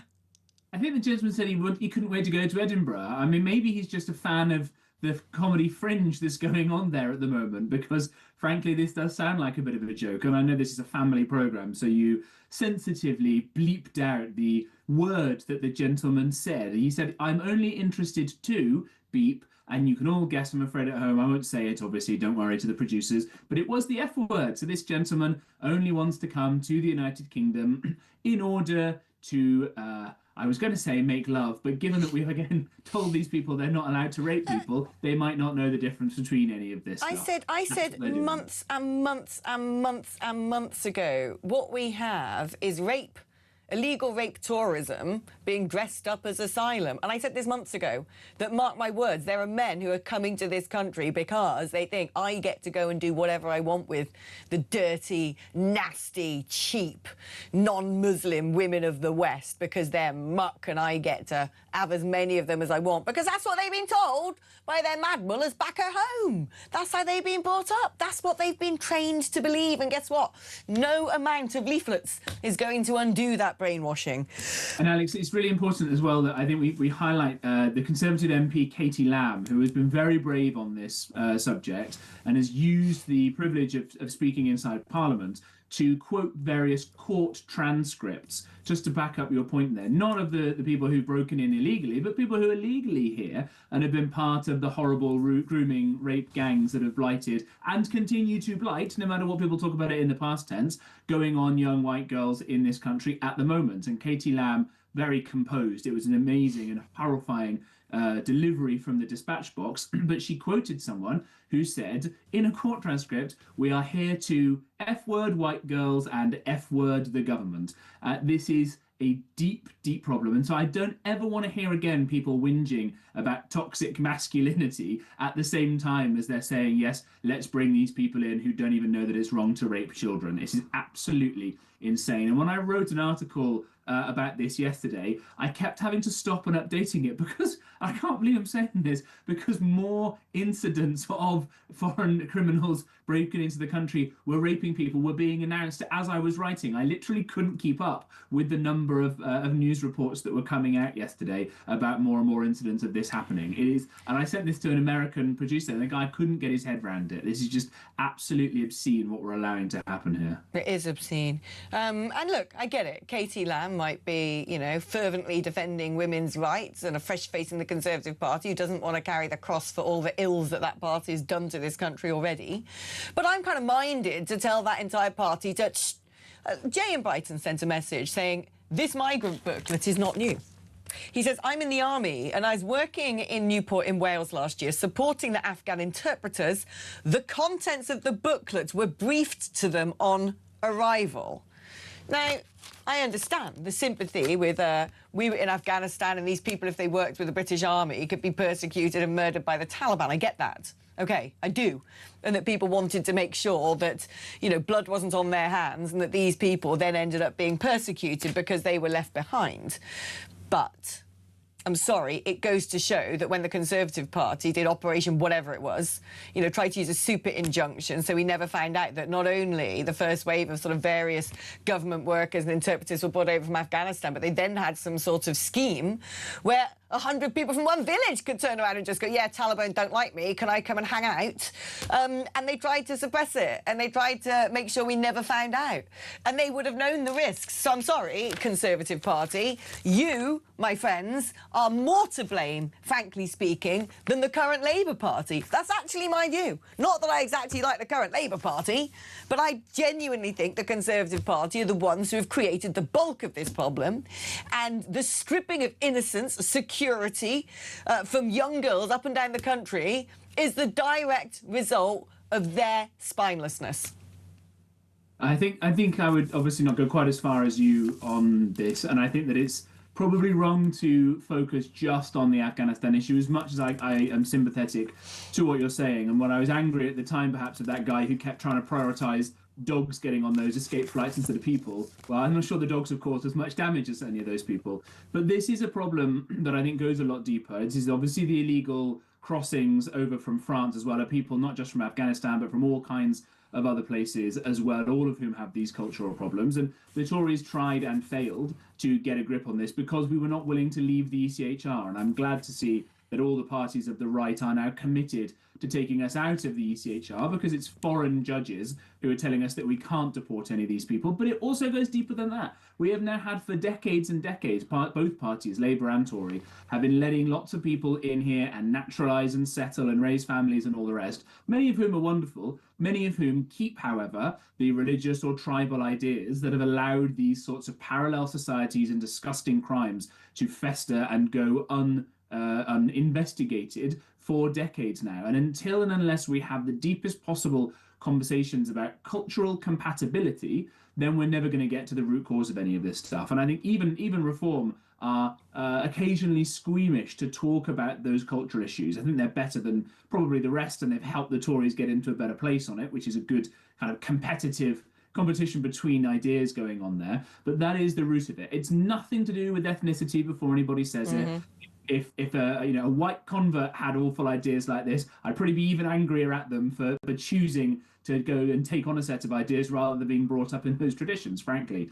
But we have to realise that there are cultural incompatibilities and cultural inferiorities that other cultures have that we do not have in Britain. And it's not a bad thing to say that, because if your culture says it's fine if a woman says, can I have a light for a cigarette in a nightclub, that you then think it's okay to try and have sex with her without asking her, that is obviously culturally inferior to what we have in Britain. And the fact that you need a government pamphlet to tell you so is totally mental, to use a technical term. Totally mental, to use a technical term. Absolutely brilliant. Talking about absolutely brilliant, let's see someone who's not. Let's start off, because, I mean, look, every time anyone talks about, Muslim terrorism, you've got to go, oh, but the far right. Or every time someone talks about, I don't know, people from misogynistic countries having the proclivity to wanting to rape, you have to go, oh, but, white people rape as well. All the whataboutery. Well, here she is, the Queen of Sanctimony. Actually, I called Bridget Phillipson the Queen of Sanctimony. Why is it Phillipson and Phillips? Like, I need to change my surname. I've got to get myself away from these people. They're a disgrace. Disgrace. Anyway, let's have a listen to Jess Phillips on our sister station, Times Radio, talking, well, this. I understand that it's interesting because it's to asylum seekers. We also ran an enormous Enough campaign teaching men in the country about how their behaviours could be perceived, whether that's stalking behaviours, harassment behaviours, harassment in public. That was to everybody in the country. We also have started a process of ensuring that boys and girls in schools undertake education around the expectations of happy, healthy relationships and actually the dangers of a lack of consent, for example. So this is just one example of a preventative measure. I understand people are interested because it's asylum seekers. One example of a preventative measure. Is that what prevention looks like? Making a leaflet. I don't know what to say about it, to be honest. Like she never misses an opportunity to make herself look worse. No, I mean, Jess Phillips is obviously a complete joker, right? She nearly lost her seat at the last election to some mad Islamist independent type, and they heckled and physically threatened her and all the rest of it at the count. But she's so scared to actually call a spade. They said, oh, it was men, just men doing it, right? Not specifying what cultural affiliation or whatever this group was. And then when immediately Labour had come into office, there was the Southport horrendous attack and the rioting that came after that. Jess Phillips tried to justify and defend a Muslim militia arming itself and rampaging around Birmingham, attacking innocent people in a pub. She said, oh, well, they thought the far right would be there. A minister of the Crown in the Home Office justifying a militia, an armed militia, organising themselves around religious lines, justifying attacks on other people rather than getting the police involved. So she's a complete joker. Didn't she admit recently that she pulled a sickie rather than go into Parliament to answer a question? I mean, just a pathetic excuse for a human being. So I'm not surprised that she's doing any of this. But it is a sleight of hand technique that the left will try and do, exactly as you pointed out. Say, well, that all men do this, white men do this, and so on and so forth. British people do all these terrible things. Well, yes, you would expect that the rate of crimes being committed in Britain by British people would be much, much higher than the rates of crimes being committed by foreigners, because we've got no say over British people staying here because they're born here. They're our problem to deal with. We do or should have a say about foreigners being in this country, whether it's on temporary visas or longer-term visas or whatever else. And in fact, for lots of nationalities, the average crime rate of people from those countries committing crimes in Britain is obviously much lower than the average. You don't see many Japanese people committing crimes. You don't see many Danes committing crimes. The numbers of Liechtensteiners committing crimes is terribly small, I can tell you that. And yet, there are people from other countries and other cultures whose crime rate is much higher than the average Brit. And that's my point about there being cultural differences. And the left tries to elide all of that and hide away from these facts. But you've got to point it out. If you're an Eritrean or an Afghan, because of cultural reasons, you are much more likely to commit things that we here in this country consider to be crimes. And unless you're willing to blame it on cultural reasons like I am, the only alternative is that it is some kind of racial or ethnic thing, which I don't believe is true, by the way. And certainly it goes against what the left would want you to say. That's why we have to attack cultures, because that's the only way that we're going to see the superiority and supremacy of our way of life take root again and kick out anybody who isn't willing to play by our rules. Very quickly, though, let's have a little look at what the emoji in the Creche of the North has been saying about all of this. As a government, we have a very clear principle. If you break UK law, you will be removed from the country. And we have seen that in relation to immigration, where removals are significantly up. I'm currently working to ensure that foreign national offenders who can be removed from the prison system are removed from that system. So it follows that if we're taking this approach, people are made it's made explicitly clear what the UK law is and what the societal norms of the UK are, and that's why this approach is being taken. I mean, that booklet, James, it even starts off with the wrong line. I'm getting so annoyed, it looks like a dog's eating it. You were in the United Kingdom because you were seeking asylum. I love the fact that they're affirming the lie in the very first blimmin' bit. Harry sent a message going, Alex, the first line should say you were in the United Kingdom illegally. Exactly.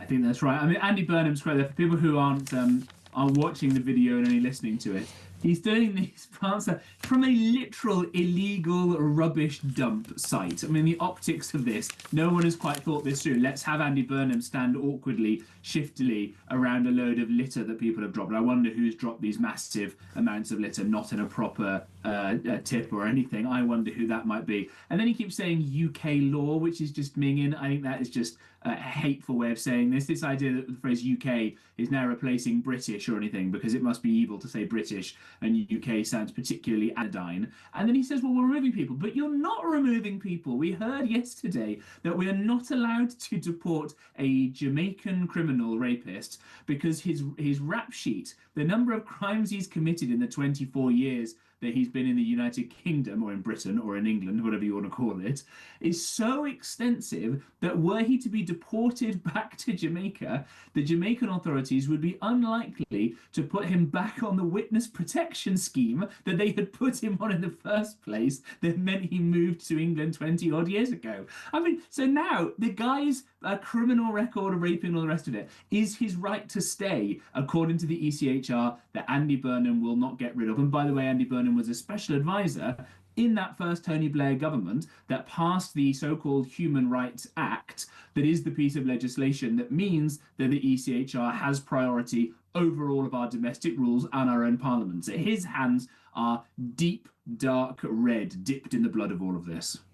Ooh, lovely line to wrap up on while we go to break. If you want to join the conversation, you can send us your thoughts on WhatsApp 03444991000 or by text 87222. Write the word talk for your message. We're going to have a little reprieve, but don't go anywhere because we're going to back super fast.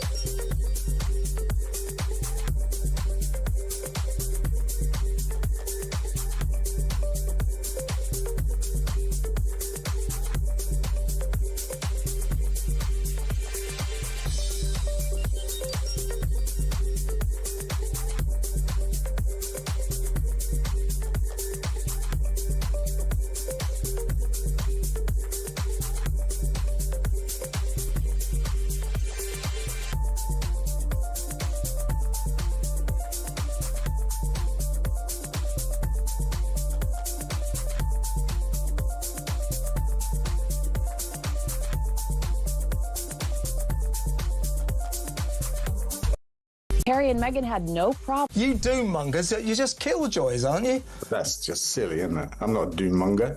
I'm a fact-monger. Yeah? Well, why can't people just enjoy the summer? And 1,000 people are dead. And 20 people have lost their homes. No, well, that's bad. And I agree with that. An army has stretched beyond breaking point. But your facts, you can't say 1,000 people have died because of climate change. That's right. Well, you laugh in a condescending way. You're making yourself look ridiculous. Don't blame me. This is not a discussion. This is just a rant. Across the UK, on DAB+, on YouTube, on your mobile, and on your side. This is Talk. Right, shall we have a little look about what else is going on in politics at the moment? There was a press conference by Reform UK yesterday. It looks like Nigel's on holiday and other people are taking over the turns to stand behind the lectern, and Suella Braverman was largely outlining the party's policy towards apprenticeships and revolutionising or reforming, as they'd probably say, the education sector. But that was yesterday's story. Today's write-up, however, is all based around this.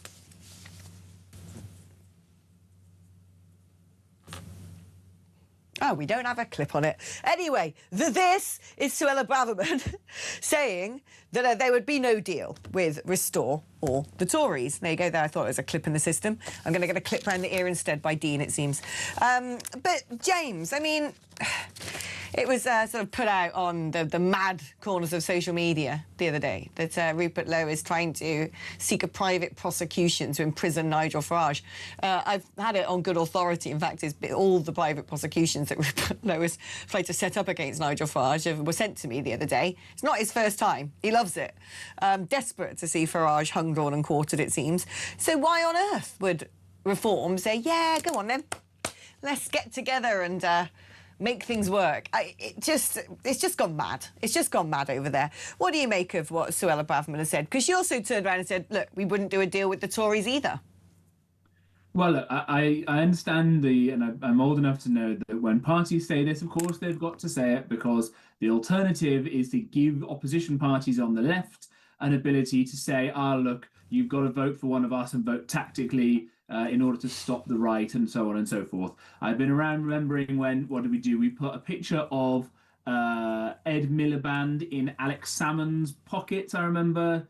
What was that, 15 years ago or something? And the same again of Ed Miliband in Nicola Sturgeon's pocket, and so on, talking about the idea of a coalition of chaos. The Tories did that. You've got to say this. The Lib Dems said they'd never go into a coalition with the Conservatives until 2010, when they saw the opportunity for power. The ability to help save the country, and so on and so forth. So I understand the politics of having to do all this. The thing, Alex, that upsets me the most is at a time when, frankly, we said earlier on, Reform have helped the Conservatives get into a much better place, shall we say, on things like immigration and the ECHR and so on, just as UKIP did with the referendum 10 years ago. And the Conservatives, I would say, have probably put Reform into a better, more sensible position when it comes to economic policy. I've just seen that Rob Jenrick, the shadow chancellor, I guess, has hired someone from the Adam Smith Institute who is a complete genius, and we're sad to lose him from the ASI, but who is a very strong free marketeer who understands that you have to pay for things rather than just borrowing forever. So there's been an amazing coming together in some ways,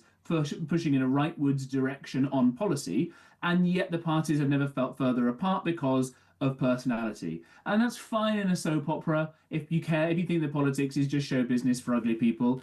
But we're spending half an hour talking about how imperiled this country is because of the evils of Islamism and of socialism combined, and yet we're not going to have a right-wing government able to fix all these problems because all the leaders at the top of the parties can't get on with each other, and that is an absolute tragedy as far as I'm concerned. We won't have a right-wing coalition to fight the left-wing coalition because the Conservative Party have deliberately tried to ensure that Reform can't get a majority. I'm sorry, that's what it comes down to. And personally, James, I wish the Conservatives would fight the good fight against the Tupperware Party in the Shires and let Reform do its Farageism, which is its sort of unique brand. It's been there for 30 plus years. He didn't invent it yesterday. And carry on the good fight in the red wall constituencies. Fight the left there, fight the left there. That to me would be a very sensible arrangement, but instead the Conservatives are obsessed with trying to out Farage when they had 15 years to actually be right wing, and they weren't. I think that's obviously what the Conservatives would say is that they have learned the lessons of this and are under new management, is the line. And I got a lot of sympathy for that. I was in that some of those last governments as a special advisor and banged my head against any brick wall that I could find in any government department because we weren't doing robust enough right-wing things. And it's nice to see, the words of Luke 15:7, that there is more rejoicing in heaven over one sinner who repents than 99 just men who need not repent. And I think that probably the electoral maths could well look exactly as you say, with or without a deal, because the Conservatives are more competitive in the seats in which they're facing Lib Dems in a kind of leafier south, to be crude about it, and Labour able to take on, Reform able to take on Labour in other areas. The spoiler to some extent, of course, is this idea of Restore as another party, where some of the outriders, as I suspect you know better than anybody else, are so mad, frankly, in some ways, that they think that all they've got to do is be the soundest and most pure on policy ever, and not realise that that kind of insane level of excitement, just to put it very politely, is off-putting to huge numbers of people that you need to win up and down the country in order to make that durable majority to get the change you need. So I think in a dream scenario, probably, unless one of the two main parties of Reform or the Tories starts to run away with it and cannibalise the other, which it doesn't look like they will on current polling, the scenario that you put out is a fairly sensible one. And although all the politicians will say no to a pact or something, I think it's probably still, for my betting, the most likely outcome in a couple of years' time when burn and shine very quickly comes off. Oh, yes, I think it's definitely coming off in real time as we speak. Goodbye emoji in the creche of the north. I can't wait to say those words on air. JP, great to catch up. I'll see you down the Dog and Duck for a pint of cider very, very soon, no doubt. Right, OK, we are taking a short break. When we come back, we're joined by our brilliant royal correspondent, Rupert Bell, for the latest on that big shock announcement that it's coming home. No. Not football, sadly. We didn't bring that back from America. But we are bringing the Ginger Whinger and his wife. Where are they going to end up? What are they going to do? Why are they doing it? How much is it going to cost us? I mean, it is going to distract us all from the burning dumpster fire that is our economy and the sort of trash pile of civilization that is our culture and society. At least we can all enjoy our very own version of the Kardashians for what remains of summer and through the dark and grim months of winter. But let's get the latest gossip on all of that just after this.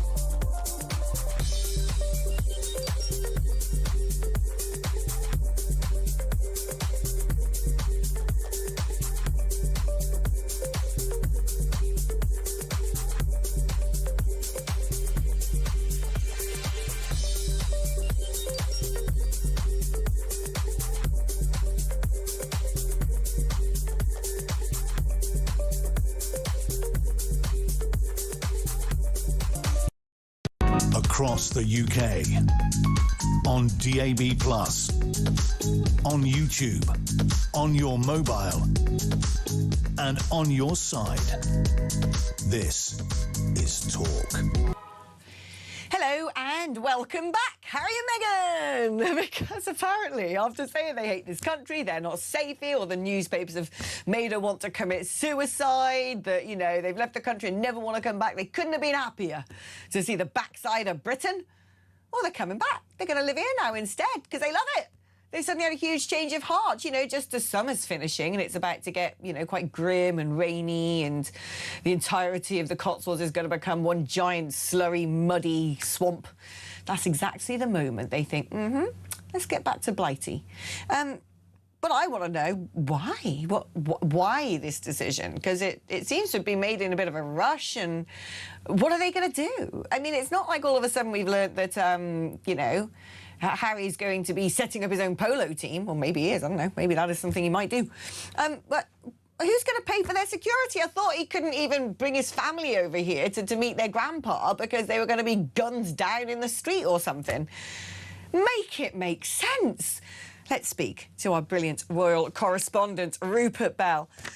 Where do I begin? Let's play the game of where are they going to go? Because like I said to Angela Levin earlier, if I was a betting woman, I think they're going to be coming down the Cotswolds because, you know, Meghan loves that Soho farmhouse. She loves everything Soho House. Also, Ellen What's-Her-Face was there and Beyonce and Jay-Z were going to buy something there. And plus, Harry kind of spent most of his time growing up there. So I thought, well, that's it. That's where they're going to, you know, bring their privacy tour to.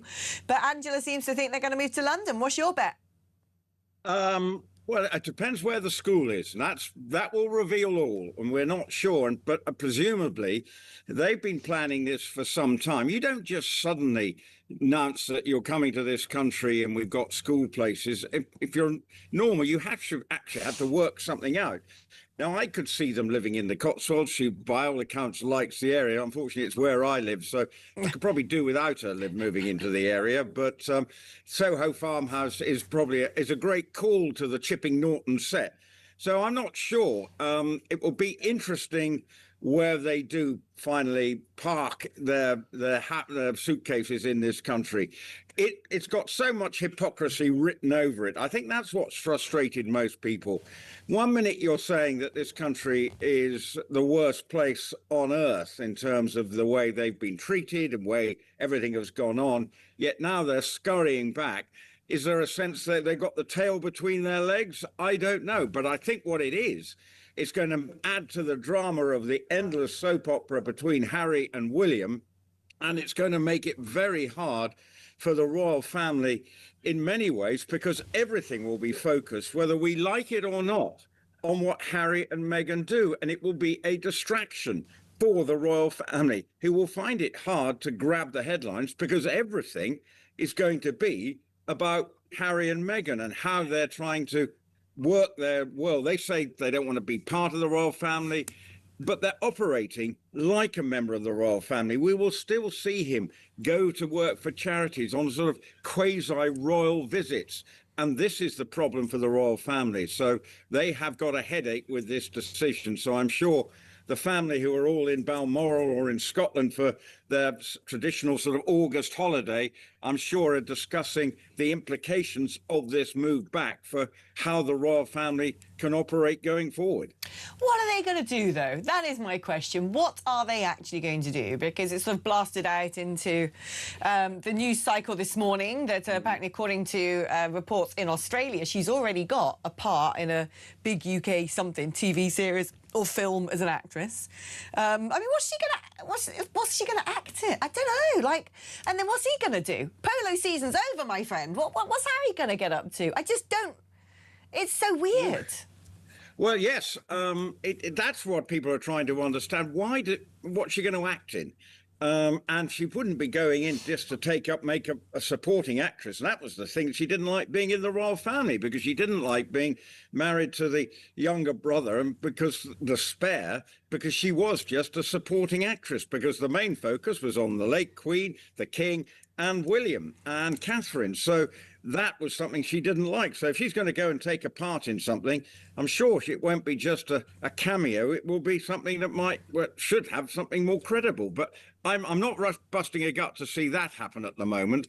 I just think for Harry, he's got his Invictus Games taking place in this country, so he can work and be involved in that, I would assume. He's got some organisations that he's still involved with, like World Child. They have a big event in the beginning of September.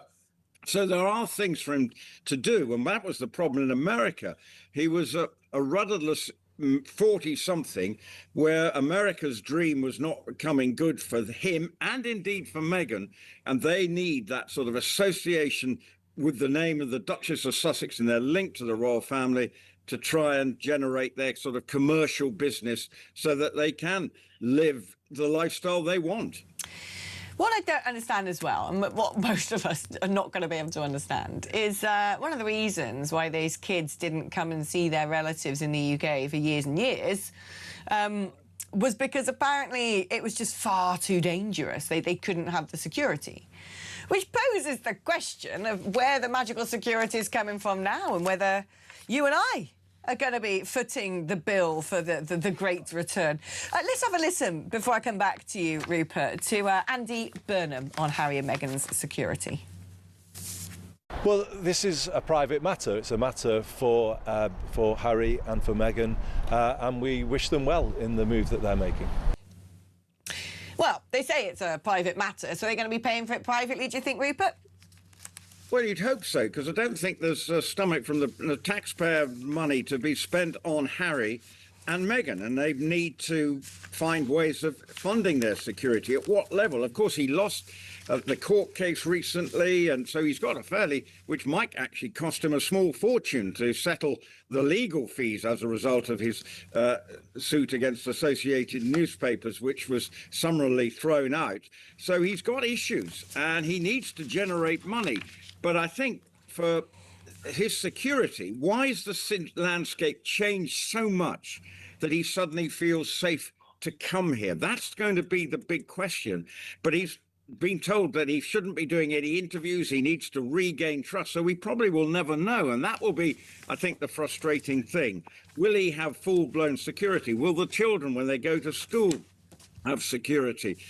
Because that would be quite normal. I assume there is security, say, for Prince William's children at Lambrook, and there will be levels of security at Eton for Prince George. But what will Harry and Meghan's security look like? I use as an example, the Tyndalls are the example of the way the Harry and Meghan should operate. They are not part of the royal family. They have a commercial businesses. Mike Tyndall has lots of things that he's involved in generating money, as does Zara, yet they just get on with their life, no fuss, no bother, and that needs to be the model for the Sussexes to adopt. Will they? No, but I don't think they will, because they love the drama and being centre of attention, which is something they need to learn to not be if they want to get the support of the British public back, I'm pretty sure. How close are the Tyndalls to Harry and Meghan? Is that like a, you know, do they maintain good relations? Well, I by all accounts, Mike has sort of said he's lost some of his and said that he's not the same lad. And I think that's implying since he got married. And a lot of people have said that.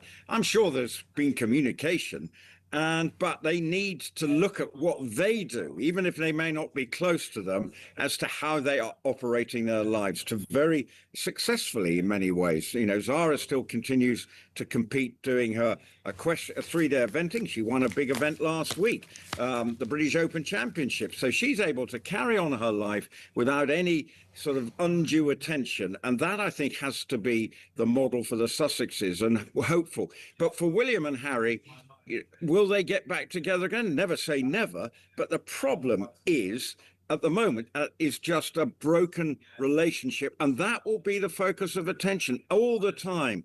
Are they getting back together again? What's the situation going to look like when William ascends to the throne, whenever that is? So it's going to be a continual drama, soap opera, that is going to, I think, be a burden to the royal family, who are continuing to try and go about their business as normally as possible. I can't wait for the country to be constantly distracted from our doom and gloom by The Only Way is Sussex. Oh, Rupert, always great to catch up with you. We'll have to compare notes on our corners of the Cotswolds and take bets on which part they come to. I live in fear, much like you do, that they're heading in my direction.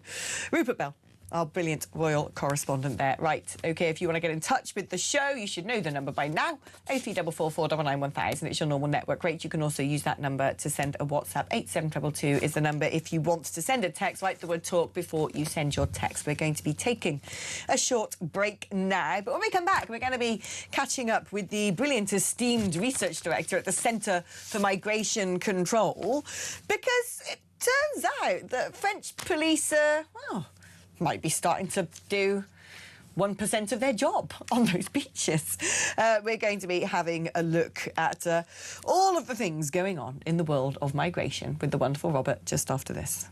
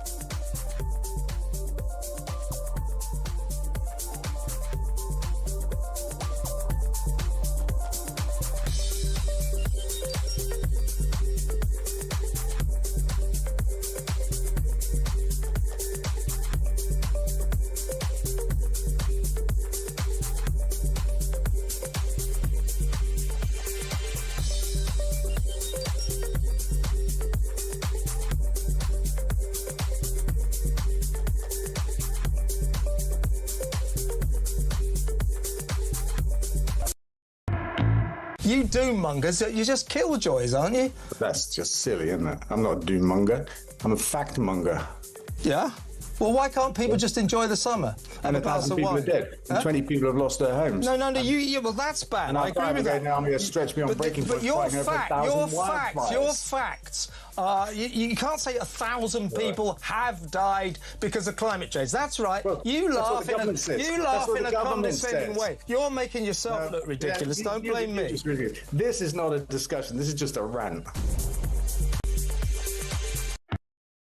Across the UK, on DAB+, on YouTube, on your mobile, and on your side. This is Talk. Hello and welcome back, because he's on very often and he deserves to be because he's superb, the brilliant Robert Bates, Research Director at the Centre for Migration Control. First of all, let us start with talking about the French police, because the Labour Party now running around going, well, you know, we give them more money and they're doing stuff. Look, don't stop them. The French are actually stopping some of the boats. Have a look. What we have seen is footage of the moment French police officers get attacked by migrants as they intercepted the launch of the boat. It shows the migrants wearing life jackets, throwing objects at the police to keep them from their dinghies. The officers then use some magic spray before slashing the inflatable boat with a knife. Well, great. French police say they've boarded 12 migrant taxi boats in their first interceptions at sea since the UK signed a brand new £662 million deal. The French previously resisted intervening at sea because of risk to life. Turns out they've suddenly realised that they're supposed to, I don't know, police. But I would imagine, Robert, that, you know, well done, can we just say, well done for managing to board 12 migrant taxi boats. One assume that's probably about, you know, 2% of everyone coming over to Britain.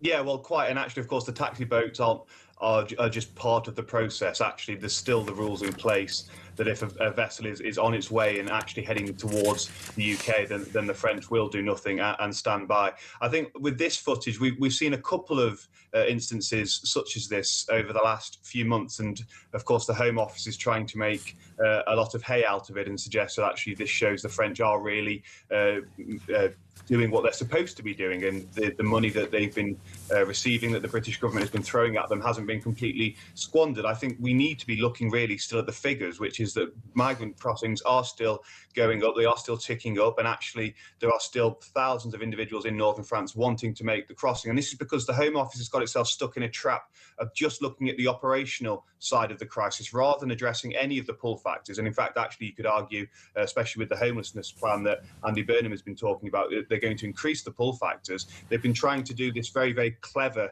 presented as very clever tactic of disrupting the flow, disrupting the seizing equipment and so forth. But that is only ever going to achieve temporary victories, because the people smugglers, as we have already seen in the last few months, are very, very adept at changing their tactics, whether that's the beaches that they launch from, whether that's the vessels that they use, whether that's the diversion tactics that they're using as well to actually steer the NCA away from intended launches and to have them distracted elsewhere as well. So there's a whole manner of tactics that the people smugglers are starting to unveil that the existing processes in place aren't going to be able to keep pace with. Right, and if you look at countries that are actually beginning to tackle this crisis in a way that is quite substantial, I'm thinking of Sweden, who really has, well, brought on a lot of ills himself by trying to become some sort of country of a vapid sanctuary. They've realised that actually if you take away money, phones, housing, food, that the migrants don't come. Well, exactly. But I think it's really important that the viewers have to understand just how dangerous Andy Burnham's previously policy positions are. We of course assume the homelessness element, but this is an individual who, whilst Mayor of Greater Manchester, wanted to give Channel migrants the right to work. He wanted to ensure that newcomers had access to social housing and welfare. These are huge pull factors. Anyone can see that they are huge pull factors. And unfortunately, whilst a lot of Europe has recognised, although clearly not in Spain, that if you want to stop these flows, you need to make things incredibly difficult to live for these asylum seekers. You want to make it almost impossible for them to function off-grid. We're going down the opposite route, and I do fear that Andy Burnham is going to incrementally increase the pull factors, and I think there needs to be a lot more scrutiny of this homelessness plan, because what it is effectively saying to an individual is, you land on British beaches, you don't even have to claim asylum, because even if you are an illegal migrant completely off grid, if you can turn up and show that you have been sleeping rough, then you have complete access to public funds when it comes to accommodation. There is no sort of meeting up of public policy on the domestic front with how it is actually driving the crisis in the Channel as well. That's because all these people are weak, lily-livered and thick to boot. Because one thing that is really getting stuck in my craw is the Labour Party are now having a little sniff around the idea of using third countries to process wannabe asylum seekers, which is otherwise known as, drumroll, a Rwanda-style plan. And yet the very first thing they did when they came in as a new government, and the Tories had fought very hard to try and, you know, literally get the thing off the ground, they said, no, we're going to scrap that. That's rubbish. That's a gimmick. We're not doing that anymore. We're going to smash the gangs. And now other countries in Europe have gone, that wasn't necessarily a bad route to take. All of a sudden, the Labour Party, oh, well, because we've got some friends in Europe doing it, maybe we'll try the same, because we're so weak. We're like little lemmings. We've got to have someone else do it first so we can all sit around and copy it and pretend it's our own idea. Well, I think calling it a Rwanda-style scheme, though, actually flatters what the intent of this plan is, because it would only apply to failed asylum seekers. It wouldn't apply to illegal entrants, full stop, which is, of course, the premise of the Rwanda plan. Individuals would have to claim asylum over there rather than us having to process them in the first place. And you actually think about the nationalities that do have a large number of failed asylum seekers. It's not your Afghanistans and Eritreas, because their asylum cases more often than not are waved through and rubber stamped and given the green light. So this would only really be dealing with individuals who have got the most outlandish and the most spurious asylum claims, and they have been rejected. But this is also something that the Labour government has been talking about for the last 18 months. There was last summer, last year, Keir Starmer was spending an inordinate amount of time over in the Balkans talking about having some kind of processing returns agreement with them as well, and yet nothing has happened. So again, I think what we have got is a Labour government that is floundering. Smash the gangs isn't being spoken about anymore. They've given up on that one, and they're trying to again generate these headlines that, you know, maybe satiate some of the concerns and the desires of the British public to see this problem actually being gripped, but in reality doing very little. It's the same when they're talking about returns. They're completely fudging the numbers there to make it look like they are massively returning the number of illegal migrants coming into the country. Actually, most of them aren't individuals from, again, Afghanistan, Eritrea, those problem countries that really concern individuals. They are individuals working in nail bars and so forth. And yes, of course, if they're here illegally, they should be removed. But again, it's not the problem that is most pertinent in the minds of the British public. So there is so much smoke and mirrors, and I hate using that phrase, but it really is the only way to describe what the Labour government is doing when it comes to tackling this crisis, or not tackling this crisis, as is actually the case. No, you're right. I think emphasis on the not tackling the crisis. Robert, thank you very, very much. It's always wonderful to catch up with you, my dear. Your research is exemplary, and I can't wait for your next exclusive report, because Robert Bates is a man who loves the truth, unlike our government. Let's do some messages now. Here's a wacky idea. Love them. Take legal aid off asylum seekers and give it to British people, and watch the human rights lawyers morph into criminal lawyers. As for them, it's all about the money. I mean, at least one thing positive that Shabana Mahmood has said is she's going to be looking at the appeals process to make sure people can't keep using legal aid to roll the dice. Sorry, one strike and you're out. And it should be, came here illegally, bye, off you bounce. Very, very good idea. We need to bust open the illegal immigration industrial complex. These immigration law firms really need to be audited. They do. I'm telling you, what are their connections to the NGOs who also need to be audited?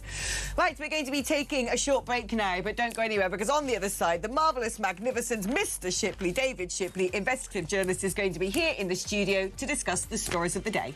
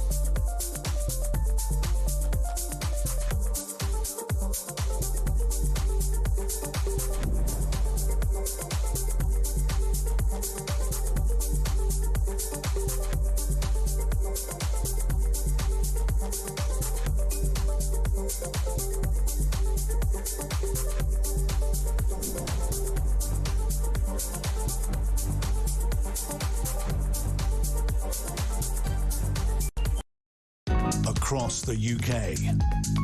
On DAB+, on YouTube, on your mobile, and on your side. This is Talk.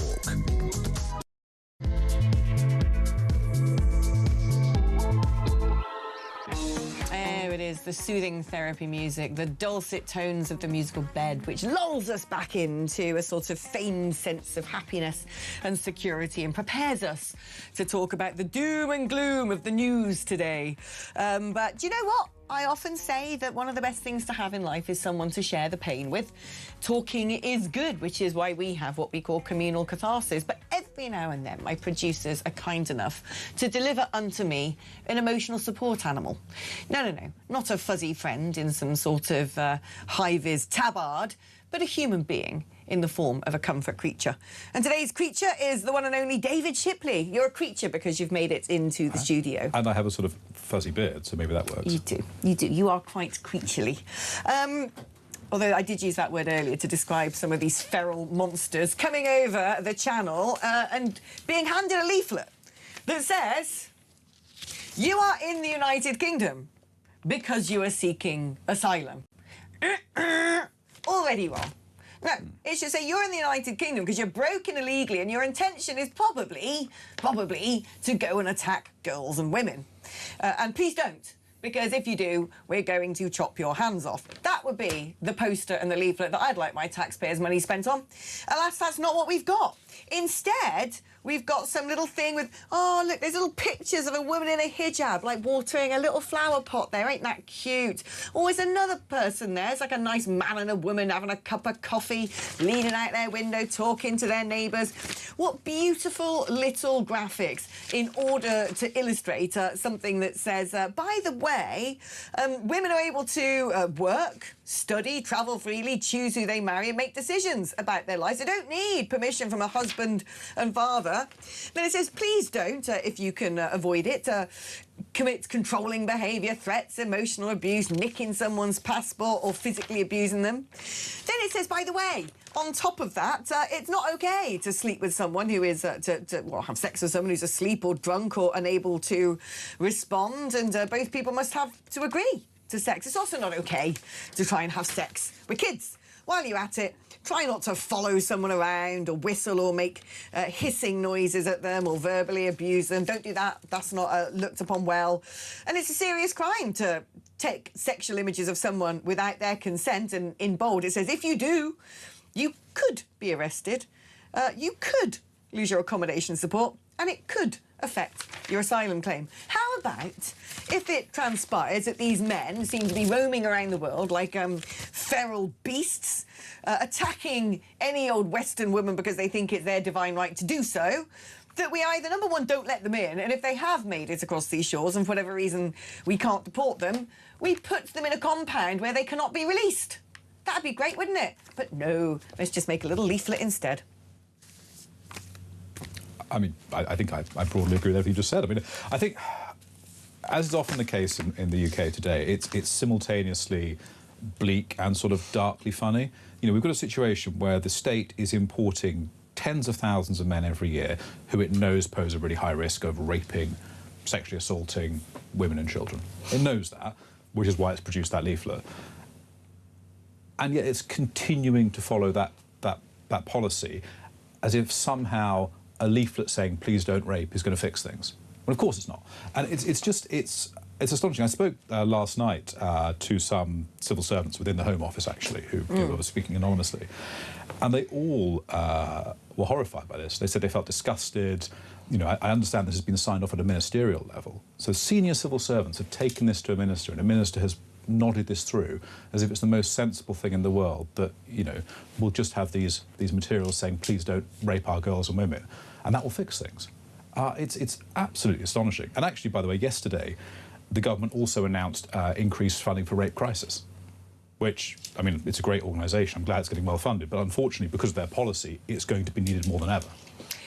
There's more legislation in this country about dangerous dogs than there are dangerous men. I just cannot understand how we as a nation can turn around and go, XL bullies, yeah, not so good. Kind of been bred from a young age to attack. Crime, to have one of those, unless you've got a licence, then crime to let it off the lead or have it going around the place without a muzzle on. And yet when it comes to people that we know are potential terrorists, would-be rapists, people who have said on camera from the beaches of Calais, I want to come over to the UK because I want to beep. We're just like, oh, well, do you want a minibus into town? Well, this is it, right? And I think I do actually wonder as well whether pornography is part of this, because there's a huge consumption of pornography in countries like Pakistan and Afghanistan, if you look at the IP data.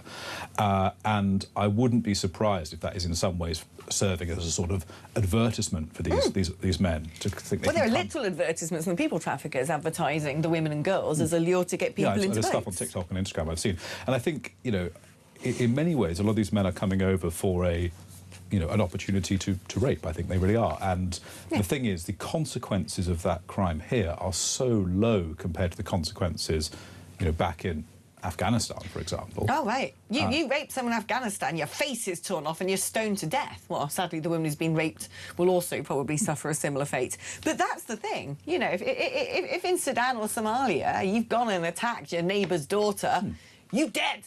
Yeah, of course. And this is why this is so ridiculous. There's this astonishing naivety amongst our governing class, I think. They seem to believe that, if we just tell them they shouldn't rape and it's not allowed here, that will fix things. It's as if we're governed by very naive primary school teachers who think all they have to do is tell the bad kids to behave and what the expectations are, and that will fix everything. But actually, we're not dealing with slightly difficult 4-year-olds or 5-year-olds. We're dealing with men in their 20s who say they're 17 who are coming here to commit sex crimes and keep doing it.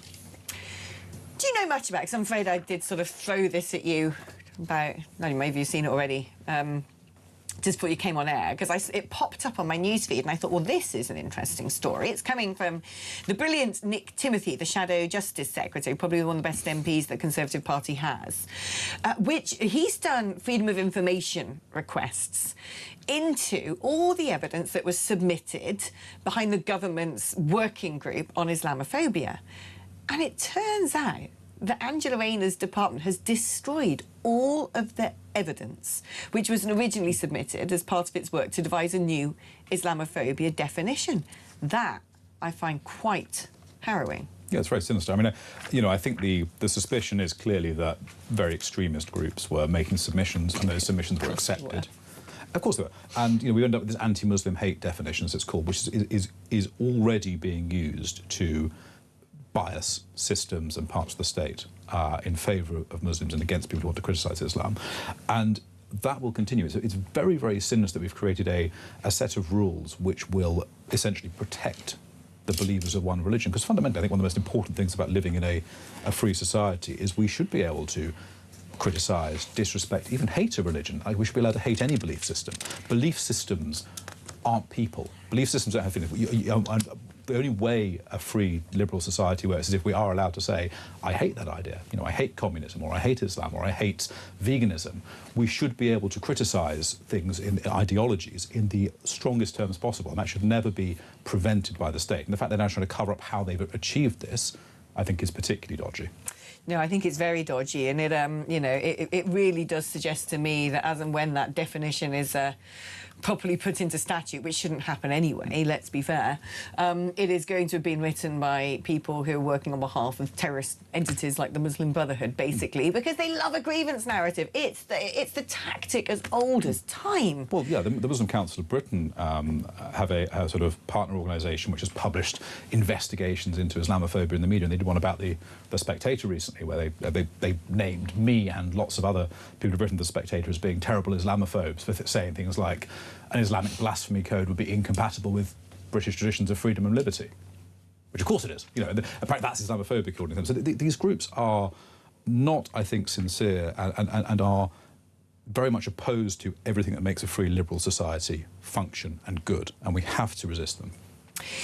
I've got to add here, a spokesman for the Communities Department said these claims are completely false. No extremist groups had any influence over the government's definition of anti-Muslim hostility, and none were involved in the working group's engagement. The call for evidence was clear when published, that responses would only be used for the purposes of the working group and not kept for longer than necessary, in line with our data retention rules. There we are, the good old data retention rules, at it again. apart from when it comes to data on migrant crime. Not like that. Well, no, they're still refusing to release that, while obviously publishing documents which show us they understand there's a high risk from asylum seeker crime. So, you know, the way the government controls information, destroying information which it doesn't want us to see, refusing to release it, going to the court to prevent us seeing the data about migrant crime, for example. These I think, are not the behaviours of a good state which has its people's interests at heart.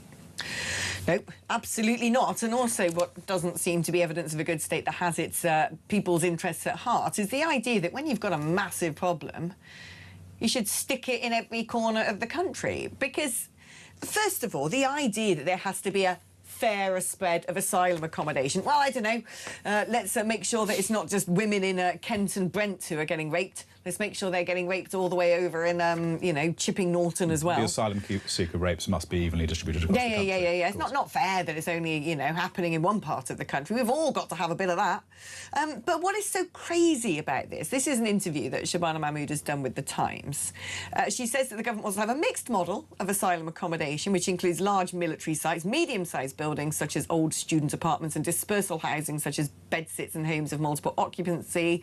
She said it'd take time to transition, but she said it ensure no one type of community is bearing the brunt. Now, first of all, if you're going to be putting asylum seekers in, you know, the sort of upmarket, leafier parts of Britain, that's just going to cost us a lot more money. Second of all, you're metastasising a problem far beyond the bounds of where it already exists. Thirdly, you know, an Afghan wandering around Brent might feel a little bit more at home than an Afghan, you know, wandering around Wootton Bassett, for instance. Everything about this policy just seems to say we've got a big problem and we're just going to spread it as far as we can. Yeah, I think it is one of those almost reassuring points, though, where you realise that as malevolent as our rulers are, they're also idiots. You know, I cannot think of anything that is more electorally toxic than making sure that every town and village in England has its share of migrant sex crimes, which is essentially what they're going to achieve with this policy. And you're right, the reason historically asylum seekers have been housed in poorer areas is because it's cheaper. And the PM actually has talked about this and said he knows it's going to be more expensive, but he's going to do it anyway because it has to be fair. And I think it's very telling that, you know, the Home Secretary talked about people bearing the brunt, that they know that it's bad to have asylum seekers in your community. They know that no one wants these men around. They know these men pose a high risk of committing sex crimes, which is why they're publishing these posters. And yet they're so stuck in this conceptual cage, they can't imagine changing the system so these men don't come anymore. They act as if the flow of asylum seekers into this country is the weather, and we can do nothing about it. And they could change it in a moment, but I just don't think our current Parliament, with a handful of exceptions, understand that they can just change the law. We could leave the Human Rights Act, we could end the Human Rights Act, we could leave the ECHR, we could leave the Refugee Convention, and this could be over in weeks. Let's talk about men, shall we? Because this always happens, doesn't it? The minute you suddenly go, hey, look, there's a certain subset of individuals who are in this country who seem to have a higher propensity to rape, abuse, attack, and hold misogynistic attitudes because that's the way they've been brought up. And of course, as night follows day, what the left wing always do is go, yeah, but white people rape people as well. Which seems to be the line coming out of Bridget Phillips and today as she's banging on again about that sort of, what's that stupid thing called, that You're going to have to narrow it down with Phillips. And there's a lot of stupid things I know. That blimmin' that drama series with a kid who was an incel, whatever it was. Adolescence, there you go, that's it. Just the absolute farce when that blimmin' thing was brought out, that PSYOP was brought out, and every single, you know, news programme ever had to talk about it. And then you actually had sort of BBC journalists interviewing members of the Cabinet going, have you seen the documentary? It's not a documentary. Well, Keir Starmer described it as a documentary twice. And it's like, well, it's all, you know, it's like the scales slipping from our eyes, the mask has been torn away, that this thing has been made in order to essentially gaslight us into thinking that the real problem in society are young white males. I mean, the problem I have with this is, number one, it is being deliberately used to distort and distract from a very real situation we need to talk about. But number two, it has now cheapened and negated any sensible conversation around a topic, which is quite important because it is true. There's a lot of young guys out there, you know, watching things in the manosphere and developing pretty warped views towards women. Yeah, I think there's a few things out there. So even if it was the case that Afghan men, let's say, were just as likely to commit sexual offences as British men, it would still be a bad idea to bring them in because that would increase the number of sexual offences in the country. We know they're about 20 times more likely, so it's a terrible idea. And the idea that because we already have some rapists in the country, we should just import loads more is obviously stupid. I think there are issues with young men, of course, and we've talked before about I think the effect of pornography on young men's attitudes to sex and relationships, which is very toxic. But actually, I think in some ways we spend a lot of time talking about young men and not much time talking about young women. And I saw some polling that came out yesterday showing that actually it's young women who are the group who are massively behind the Green Party, which I think 44%, I think, of 18 to 25-year-olds would vote Greens. Of 18 to 25-year-old women, yeah. So it's women. Yeah. And the Greens are an incredibly extreme party. You've had Polanski out this week talking about censoring the press, a state regulator for the press that forces people to publish the stories the regulator decides, that essentially has stories that are written that TV channels have to air. They of course have very extremist policies on the environment. They're open borders, extremists. Oh, no, it's legal. To me, it's the opening the borders while decriminalising drugs and legalising prostitution. And I'm like, great, that is basically just enabling industrial-scale rape. Yeah, exactly. and they're an incredibly extremist party. And it's, I think, very worrying that young women are so in favour of them, and I think maybe we should talk more about that extremism, because if you look at the voting habits of young men, they're actually much more clustered around the mainstream parties. The largest portion of young men likes Labour, who we obviously disagree with, but it's a far more mainstream political choice than the Green Party. And yeah, we just don't seem to talk about the extremism crisis in young women. But we do have an issue, don't we, when it comes to the manosphere in this country? There's definitely some sort of burgeoning problem. I've not seen anything like I've, seen for the last couple of weeks in my entire life. And I suddenly realise that we really do have a toxic underbelly of men whose attitudes, frankly, mirror some of the attitudes of the Islamists. Yeah, I think there is a subset of young men who are, I would say, misogynistic. I think there's a real sort of disdain and hatred and dislike for women that you encounter in some portions of men online, and it's very sad. And I think there's something that's gone very wrong in relations between the sexes. I think we need to find... Why is that, though? Because, I'm not saying that it's always been sort of, the 1950s, darling, let me hold open the door, stand up and off you seat on my bus, my seat on the bus, while I was growing up. It wasn't that sort of, mawkish, sentimental, retrospective version of Britain. But we certainly didn't have men going around saying the sort of things they're saying online about me. We didn't have, men talking about how many women they can swipe right on and how many people they can, score. And there's always been a sort of bawdy locker room humour. But what we have going on is this sort of mixture now of hypersexualised young men, extremely hypersexualised young men who want to carry out sexual practices which frankly should be illegal, in my opinion. And at the same time, you've now got, the over-quoted Overton window seems to have moved so far in a mad direction that people are openly talking about women shouldn't be in politics, women shouldn't be in the workplace, women should just be vessels of, fighting the demographic battle. It's like, what are we? What is this? I've never known a worse time to be a woman than 2026. Yeah, I think a lot of it's technology, though, right? So I think pornography has a hugely deleterious effect on people's attitudes to sex, to men and women. So actually, if you look at the data, for example, choking is often, according to research, often initiated by young girls because they've sort of watched a lot of footage of it. I think also the whole dating app culture is really toxic because you stop seeing people as people and it becomes a sort of, there's always someone else, swipe, there's always another picture to look at. And I think that itself teaches us to think of human beings as disposable, as products. So we're shopping. If you go back to when we were young, I remember sort of going out, you'd go out to the local pub or the local club and you'd have to meet someone and chat to them, right? Yeah. And there were only the people there. So you did, I think it's much easier to be horrible to people online. I'm sure the people who abuse you online or abuse me online wouldn't do that in person in almost every case, but there's something dehumanising and distancing about a face on a screen. I think it doesn't feel real in the same way, and I think that's part of the problem we've got here. Yeah, you and I have been sort of chatting offline, haven't we, about all of this stuff. I've just done a Substack article on how I just think social media has corrupted all of society to a breaking point now, because so many people younger than us who've just been brought up exclusively on this have never had the world of socialisation. They didn't climb trees and make friends. They didn't know the world before mobile phones and swiping left and right. They never lived in an existence without instant gratification, and they didn't have a childhood free from pornography like we did. And so I look at where we are as a society now, and I kind of feel like we have actually destroyed generations below us. And the current generation, who might have once upon a time grown up in the sort of, fecund environment to develop as a normal human being, are real time being radicalised. We have conversations about, well, perhaps we need to ban social media for the under 16s. But I'm seeing people that age 80, who clearly have gone down social media wormholes and are losing their marbles and just sort of saying things online. You think, what is going on? I don't think any brain is immune or inoculated against the sort of psychopathy of the algorithms.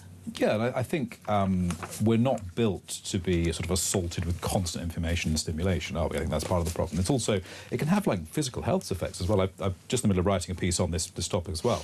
And some of the research I found is there's a case of essentially TikTok or short-form video triggered quasi-Tourette's as a sort of social contagion disease. So there's research which found sort of groups of adolescent girls who are watching Tourette's content on TikTok and developed a sort of not a real Tourette's, but like a sort of a kind of displayed Tourette's. It's interesting, actually. I remember the Channel 4 did a documentary on a school where basically all the girls simultaneously caught Tourette's, and social contagion is especially prominent for biological evolutionary reasons among young women, which is why 75% of the teens presenting at Tavistock ended up being young girls, where gender dysphoria traditionally has always been almost exclusively a male condition. Yeah, it's like, well, there's two total sets. There's sort of the middle-aged men who say they're women, and then there's young adolescent girls who are often autistic and I think clearly are managing something very different to the middle-aged men.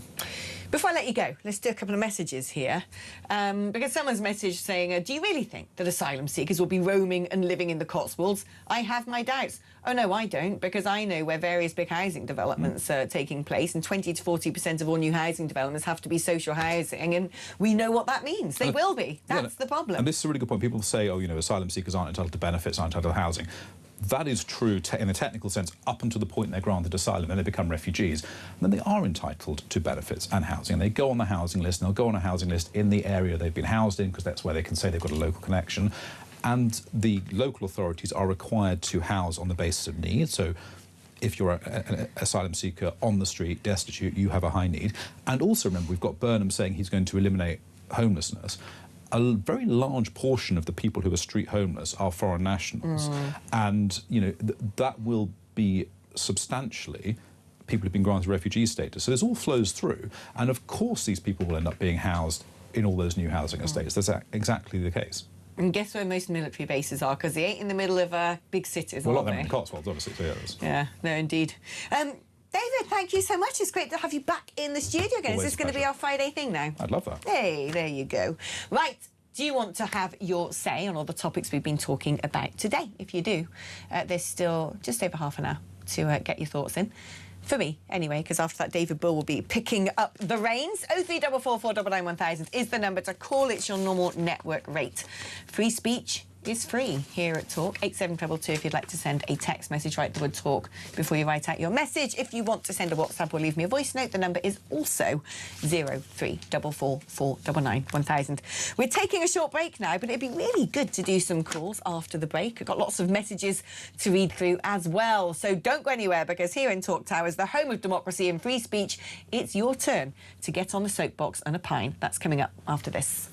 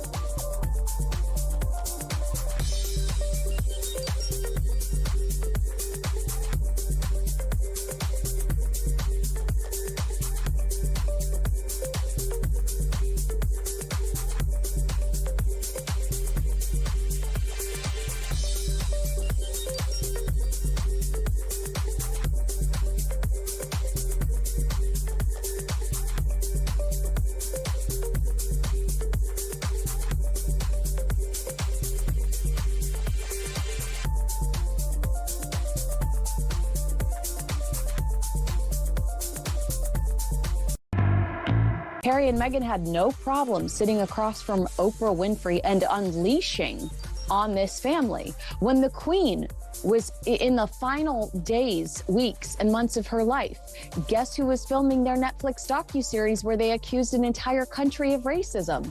Harry and Meghan, unbothered by the Queen's illness, unbothered by the fact that she was an elderly woman who, you know, should have been enjoying her twilight years, but was fearing what was to come from Montecito.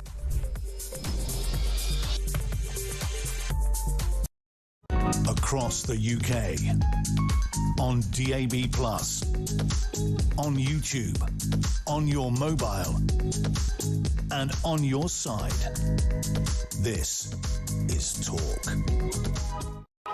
All right. Let's do some messages and some calls. Hi, Alex. We've been to Singapore and it's so safe there because the punishment is so severe they won't risk it. That's what we need to adopt. That's what's so hilarious, actually. We were talking about that earlier on in the programme, that a lot of these deeply misogynistic countries where these violent, feral men are coming from, if you were to attack a woman, you'd probably end up... and yet over here, you know, oh, it might affect your asylum claim. It's honestly, heaven forfend, we're just in such a mess. We're in such a mess. If the Home Secretary wants to spread the migrants out equally, why doesn't she start with the Labour constituencies like Makerfield, or her own constituency start with every cabinet minister's constituency? How about start by deporting them? Huh? That would be where to start. Right, let's do some calls. Let's speak to Paul, who's in Hampshire. Hello there, Paul. Good afternoon. Hello, Paul. Sorry, hello. Hello. Hello, Alex. Great show, and I agree with everything, passionately, everything that you said. I know that this has been mentioned before this morning, or this afternoon, but now that this pamphlet has been released by the government, have they have made a boo-boo in admitted that there is an issue, and thereby any poor woman or girl that's been raped or molested has an open opportunity to go legal on this and really hold people to account and absolutely drill them regarding their dereliction of duty. I am very interested in exactly that, actually, because I've thought for a long time that when it comes to mass failures of all government policy that has directly harmed people, what we see in the future is these inquiries, whether it's the infected blood scandal, the post office scandal, etc. And whether or not we'll actually move to a position on a number of topics where individuals who have been part of drawing up policy that has directly affected individuals or created a public health crisis, whether we will see any sort of accountability. And I think, for example, about kids who are, you know, took puberty blockers. Of course, that mad experiment is taking place again with 200 or 300 odd youngsters being trialled experimental drugs that will affect them for the rest of their lives. How cruel and evil is that? But equally, when it comes to young girls who have been attacked, raped, abused by asylum seekers, who are dangerous men who shouldn't have been allowed to roam the streets unmonitored, whether they can actually say, well, it was directly the result of policies emanating from a particular government. I would like to know whether that's possible, whether you can sort of take a government at large to court, or a minister or a member of the civil service, and how that might be done. So if anyone's listening here who is a barrister and knows how to answer that question, is minded to help, let me know, because I think it would be certainly a very interesting policy that should be drawn up. It would become a sort of Damocles to hang over the heads of these people who are culturally vandalising our country, basically, Paul. Yeah, no, I quite agree. I mean, really, there's got to be culpability and negligence here. I mean, it is an outrageous betrayal of our country, and the government, by their primary duty, is duty of care. And that's been absolutely just sidelined. Yeah, it's not just been sidelined, but we've deliberately been gaslighted and also essentially persecuted for even pointing at what we know to be the truth and saying, but we can see with our own eyes what is going on. Paul, thank you ever so much. Let's speak now to Emma in Kent. Hi, Emma. Hi, Alex. Good to talk to you. Love the show. Thank you. Great to have you on. Right, Emma, what do you want to share with us? Yeah, it's about the status of migrants. They're always referred to as asylum seekers, and we know the ones that come in with dinghies are not asylum seekers. But I read recently that the status of migrants here on dinghies changes automatically from illegal arrival to asylum seeker whenever the RNLI picks them up, which if true, explains why they're always referred to as that.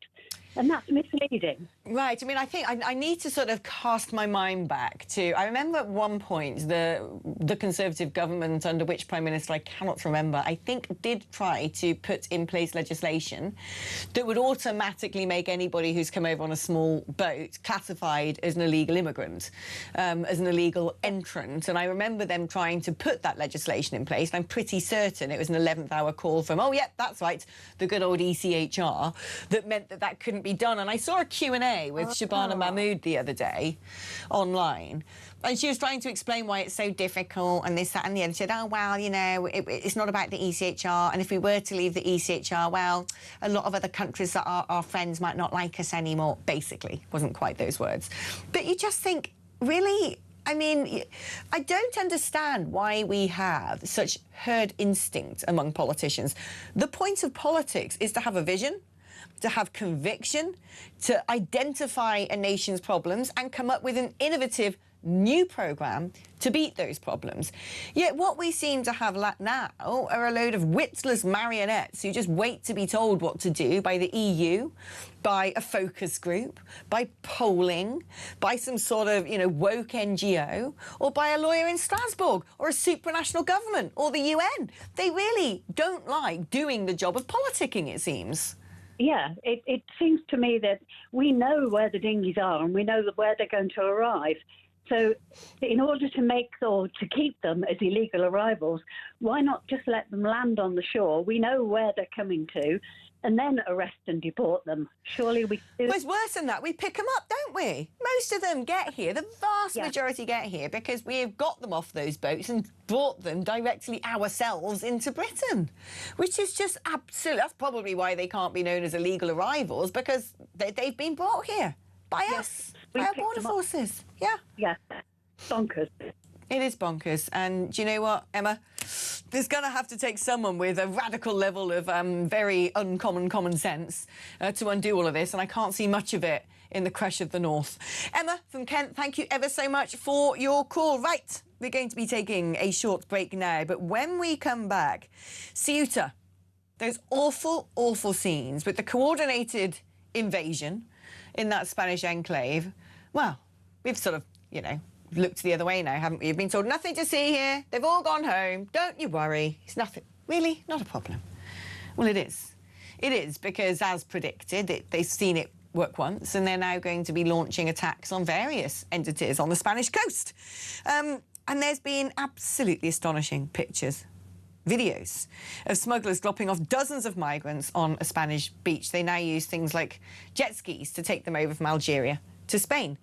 I was speaking to someone the other day, actually, who was telling me that so much of what happened in Ceuta almost a month ago now, I can't believe it's that long already, but a lot of that was being coordinated by lots of Algerian social media accounts. And I said at the time, for anyone watching the show, that guess what? The Algerians are in hock with the Iranians, the Russians and the Chinese. And that, yes, and I've said it for years, illegal immigration is used as a weapon of war. This is how our enemies invade us now, with people that they know are going to be the ruination of our society. Anyway, we're discussing that and a whole load of other stuff with the brilliant Alan Miller, co-founder of the Together Declaration, after this.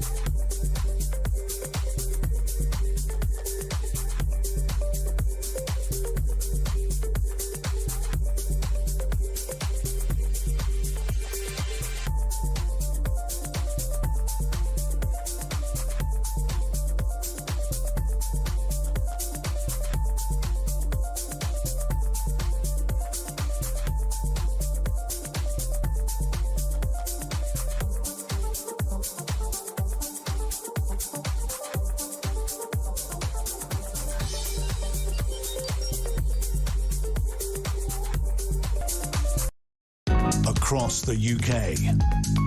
On DAB+, on YouTube, on your mobile, and on your side. This is Talk. Hello, welcome back. Now, somebody has sent in a message saying, "Hi, Alex, I live in Spain." It's Paul in Murcia. "I live in Spain and have witnessed the latest illegals breaking into the country via boats while sat on the beach in Manga. This isn't just a UK problem, this is a Europe problem, which is getting worse. If something isn't done very soon, it will be too late." Well, let's speak now to Alan Miller, co-founder of the Together Declaration. Indeed, it is a Europe problem that was caused by Angela Merkel saying, "Come one, come all, refugees welcome." A Europe problem caused by a European Commission that is ardently wedded to the concept of the Schengen Acquis, borderless Europe. A Europe problem that for over a decade now have been gaslighting us that these people are refugees and asylum seekers and we've got to do our best to look after them. A Europe problem that covered up repeated reports of mass public rapes on New Year's Eve in Milan, in Frankfurt, in Cologne. This is a Europe problem. We have seen the boats, the Armada arrive at Lampedusa, all of them turning up to Greece. And yet what is interesting, Alan, is it's a Europe problem, and yet some European countries seem to be able to deal with it. So why can't we? Well, it's a very good question, Alex. I mean, you're right to point to what happened with Merkel in 2015. I mean, it should be noted that the Spanish Prime Minister Sanchez circumvented democracy because he would not have won the vote and imposed a royal decree to get almost 1 million now, it looks like, but definitely 900,000, perhaps up to 1.2 million migrants to be able to be registered to work and exist in Spain. This is not what the Spanish public wanted. This is an imposition by a technocrat, and so, I mean, very dangerous for Spain, very dangerous for Europe. It is interesting that some other European nations, as we've seen, have said they do believe in the integrity of their borders, and that poses enormous risks for the EU. Good. I think that's good that it poses risks for the EU because many of us who believe in sovereignty and the nation state and the ability for the public to hold their leaders accountable and the integrity of borders, that's an important step that they've taken to say they are going to protect their borders in light of Ceuta and what's going on there and not have this thing happen. I've just come back from Croatia and it was remarkable, Alex, because one of the things that was really, there are many things that were notable there, but on the particular part of the Adriatic coast I was at near Sibnik, near Vodica, and around that area, there were no illegal migrants. There were none of the people normally on the beach, none of the people sort of on the streets. The levels of crime there appeared to be very low. The whole tone was very different. People conducted themselves in a, you know, it was remarkable. It was almost like being in a time capsule or something. And the way that intergenerational activity was going on, people coming out with families, but also the guys and the women, just everything about it, polite, serious but fun, and it's just very in stark contrast to the situation we find ourselves in Britain and the conversations we're having and what we're seeing, you know, on the Spanish shore with these migrants being dropped off from other parts of North Africa, but also that some have come from Ceuta as well. And at the same time, Andy Burnham saying, I tell you what, guys, my answer to the small boats is not what the majority of the British public want to hear or see, but it is to say, I'll take 4,000 people from Ceuta and maybe bring them to London. And you just think, well, if anything embodies the problem so clearly, that really, really demonstrates it. It illuminates it. This idea that, you know, well, you know, hey, we can all do our share, as Andy Burnham says. It's not a problem. It's not so much a problem that needs to be resolved and turned around and dealt with, but rather everyone needs to pull their belts up and expect to have people in hotels or HMOs or in houses around them, around the parks and on their streets. And it reflects a complete disdain and a contempt for the public, for the British public, who time and again actually have voted and said this is one of their major concerns. They're very welcoming Britain. If you come here legally, we've seen that over the last several decades, people marry each other, they live together. what they want is people to do things legally, to be integrated, to love our country, to be part of a community that can be trusted. What they don't want is an enormous amount of new men thrust upon them with very different ideas and views, as we've seen with the Home Office finally admitting now with this pamphlet advising people that they could be in trouble if they rape or do sexual attacks, and trying to explain that, oh, by the way, in Britain, we treat women equally to men, you know, trying to explain hundreds of years of the fights for freedom and equality, true equality, and what that's meant, where the majority of the public have wanted it, and treat one another with respect and decency. And just bringing in lots of people who don't share those views and norms is an enormous problem. So it is an issue facing Britain and Europe. And the attempts to smear people by calling them racist or far right or whatever, at this point, it's ludicrous. You know, many people, let's say they say of color, many people that are black and brown have similar concerns. People, I can tell you, right, in the retail sector, many of them are very concerned about illegal migrants. Many people that are from the Commonwealth, that are from the Asian subcontinent and others, they are warning the government and going on about what's happening in retail and high streets with crime and violence. And we see this across the board, this idea that, well, if you make criticisms or have questions or want things changed, that you're the problem rather than the actual issue. And obviously this is not going away. I know that the government has said that they've turned away a certain amount this year, but we're seeing these 230 people boats coming over. We're seeing this kind of approach, as I say, from Andy Burnham. And it's an enormous concern, not just for crime and specific issues, because it is that, but it's for a way of life. It's for a whole outlook. It's for a whole set of values and views and virtues that many have fought over centuries for, that we've got a kind of moral web, a meaning, a sense of understanding amongst ourselves, although that's strained at times, it should be said, even amongst ourselves.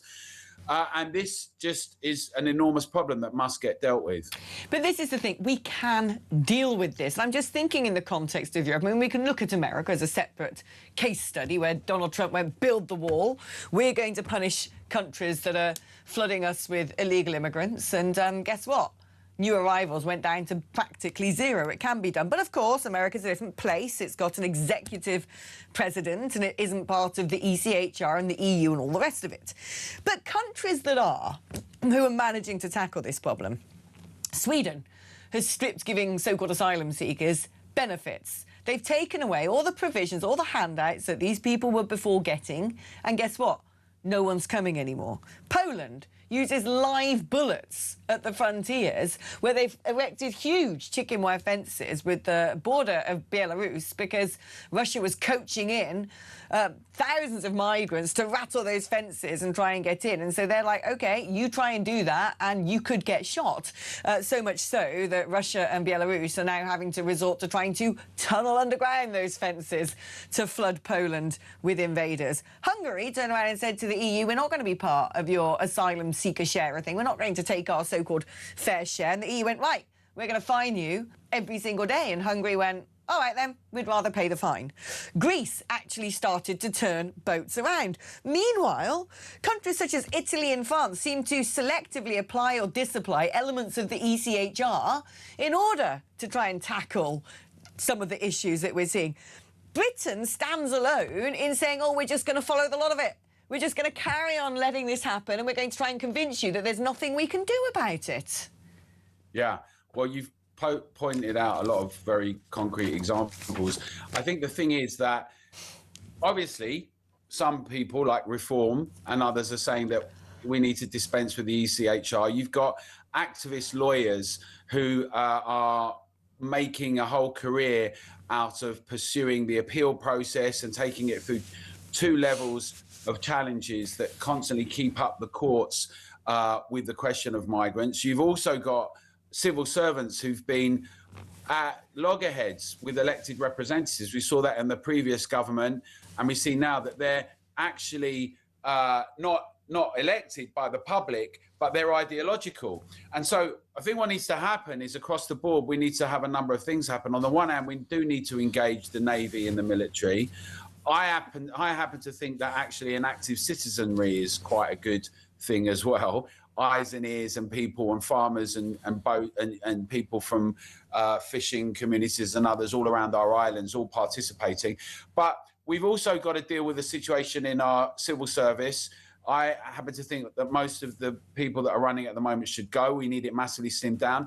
And benefits is an enormous question, an issue. We know that if you're going to have a situation where you come and you jump on a boat and you get here and then you get benefits and a phone and all sorts of things, that's an enormous incentive. And we need to address our benefits more broadly across the board. There used to be a safety net. British working people were always very proud. They weren't beggars. They don't want charity. If you fall on hard times because a particular sector or industry goes down or you get ill or whatever, there's a moment, but not a whole generation of people who are just always perpetually on benefits. But what that means is we need to create dynamic wealth creation. We need to have productivity. We need to have investment in infrastructure. The government needs to get out of the way of tampering with individual people's lives and their privacy and surveillance. What it needs to do is invest in long-term projects around energy. We need to secure our food security, innovation, development, research and development, all of these areas. We used to lead the world in engineering and innovation. And that also means how we should think about what's going on in our educational institutions as well, at schools and at universities, and the kind of courses and the kind of incentives. And you know, it strikes me that it's, you know, Reform have made some good moves in terms of apprenticeships as well on these ideas. But we do need a root transformation around these things. So, yes, we can just deal with it. We make the world every day. Things could get done. But there are a number of things that need to happen, and that needs a commitment and will. Fortunately, I think, for whoever's going to be doing it, the public is behind that happening and wants to see these things. They don't want to hear words anymore. Yeah, but the public have been behind those things happening for ages. The problem is that the establishment will try and use lawfare or mess about with the nature of the plebiscite, or, you know, basically go to extreme measures to make sure the public don't get their own way. It is dystopian. Alan, it's always great catching up with you, my darling. Let us do it again very soon. OK, final break of the day before I go off air. But coming up after the break, we're going to be revisiting the shock news that Harry and Meghan are moving back to the UK. What? I did not have that on my 2026 bingo card. I didn't. Who did? Right? They said they ate the place full of racists, monsters, rubbish weather, too unsafe, fighting the newspapers, losing that High Court battle. And so what has actually compelled them to suddenly going, no, we're moving back to Britain? Is it as simple as wanting their kids to go to a nice, good old-fashioned British public school? Is it? I'm not so sure. We'll be speaking to Ingrid Seward just after this.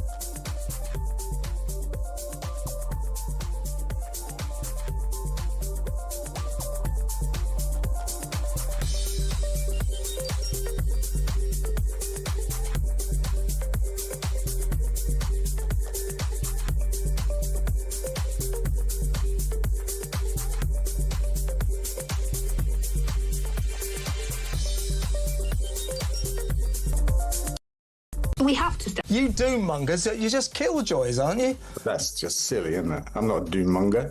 I'm a fact monger. Yeah? Well, why can't people just enjoy the summer? And 1,000 people are dead. And 20 people have lost their homes. No, well, that's bad. And I agree with that. Now I'm going to stretch me on breaking But your facts, you can't say 1,000 people have died because of climate change. That's right. Well, you laugh in a condescending way. You're making yourself look ridiculous. Don't blame me. This is not a discussion. This is just a rant. Across the UK, on DAB+, on YouTube, on your mobile, and on your side. This is Talk. So why? After saying they hated the place, it was too unsafe to come here, they were forced out because it's gloomy and miserable, we're all racist, they hate the family. Why have the Sussexes suddenly decided they're moving back to Britain? Let's speak to Ingrid Seward, editor of Majesty magazine and royal biographer. There we go. Let's just start with why. What has initiated this? I think it's a number of things. I think it's probably financial. It could be for tax reasons. They've been tax exiles for the necessary 6 years, so they don't have to pay capital gains tax.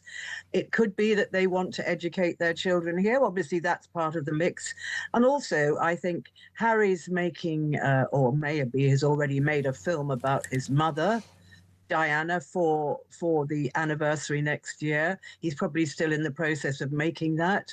And Meghan apparently has an acting job, so they can just carry on being what they always do, which seems to be a lot of acting. What sort of acting job, though? I mean, is she going to be on the set of EastEnders? Is she going to be like a, you know, hotshot cop in Line of Duty? Is she going to sort of do a remake of Downton Abbey? I can't imagine. I mean, clearly she thinks she's going to be the next Grace Kelly because the woman lives in her own brain and thinks she is, you know, the best thing since sliced bread. But I just can't imagine what sort of acting she's going to be doing. Well, nor can I. I really don't know. But we are being fed these tidbits, which is what the Sussexes always do. They announced yesterday they were coming back to live here. And, you know, then all the news outlets and newspapers went absolutely mad, and loads of newsprint. Why? What are they doing? And then again this morning they announced that Meghan had an acting job here, and then they'll let it out again what she's going to do. It comes in little bits. That's how they get maximum publicity. And one of my opinions, maybe it's not true, but is that they just feed off their publicity. They like being on the front pages, and they really are not in America. America has very much given up on them. I think they love ridiculing them, but I don't think they take them seriously. And they've never liked Meghan because they felt that she was the one that initiated Harry's leaving his family, which she was. Where do you think they're likely to go? Because as soon as I heard the news, I was like, that's it, they're coming my way. They're coming down the Cotswolds is where they're coming. But then other people seem to think they'll be living in London. I mean, a word of warning to Meghan. If she's not experienced before, pretty much after the middle of September, the Cotswolds is just a swamp. It is a quagmire of mud. It gets blimmin' cold. When it snows, you're lucky if the roads are gritted. And there ain't a lot to do. You better enjoy going down the local pub. Well, I mean, yes, there's a lot of local pubbing, isn't there, in the Cotswolds? Oh, so yeah. We understand. But it's very, I don't know. I mean, it could be. And before they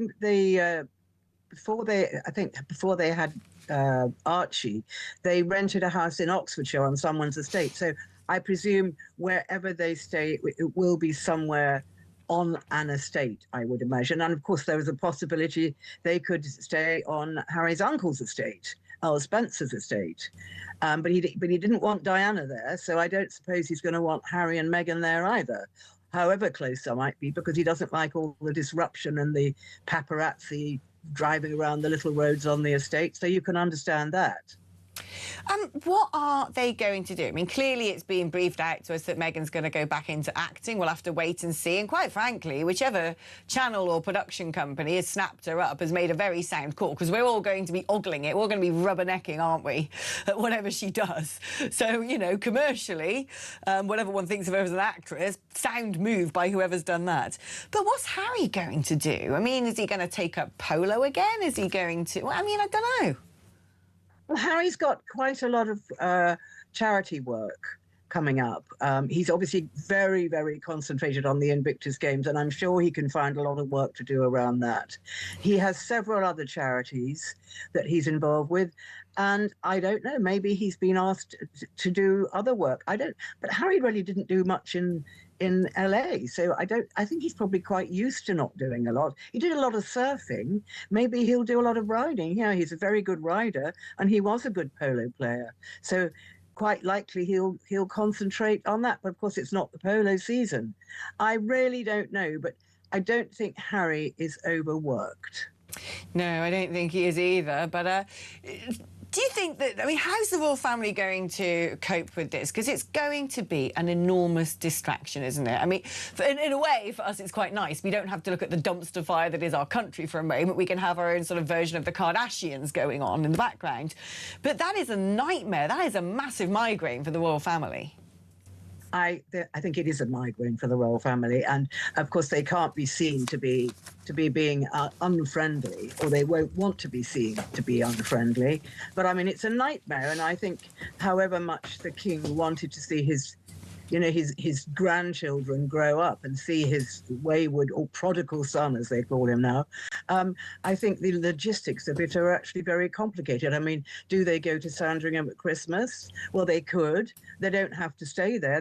Diana never used to stay there for lunch. She went the night before, went to church, and then couldn't wait to get away.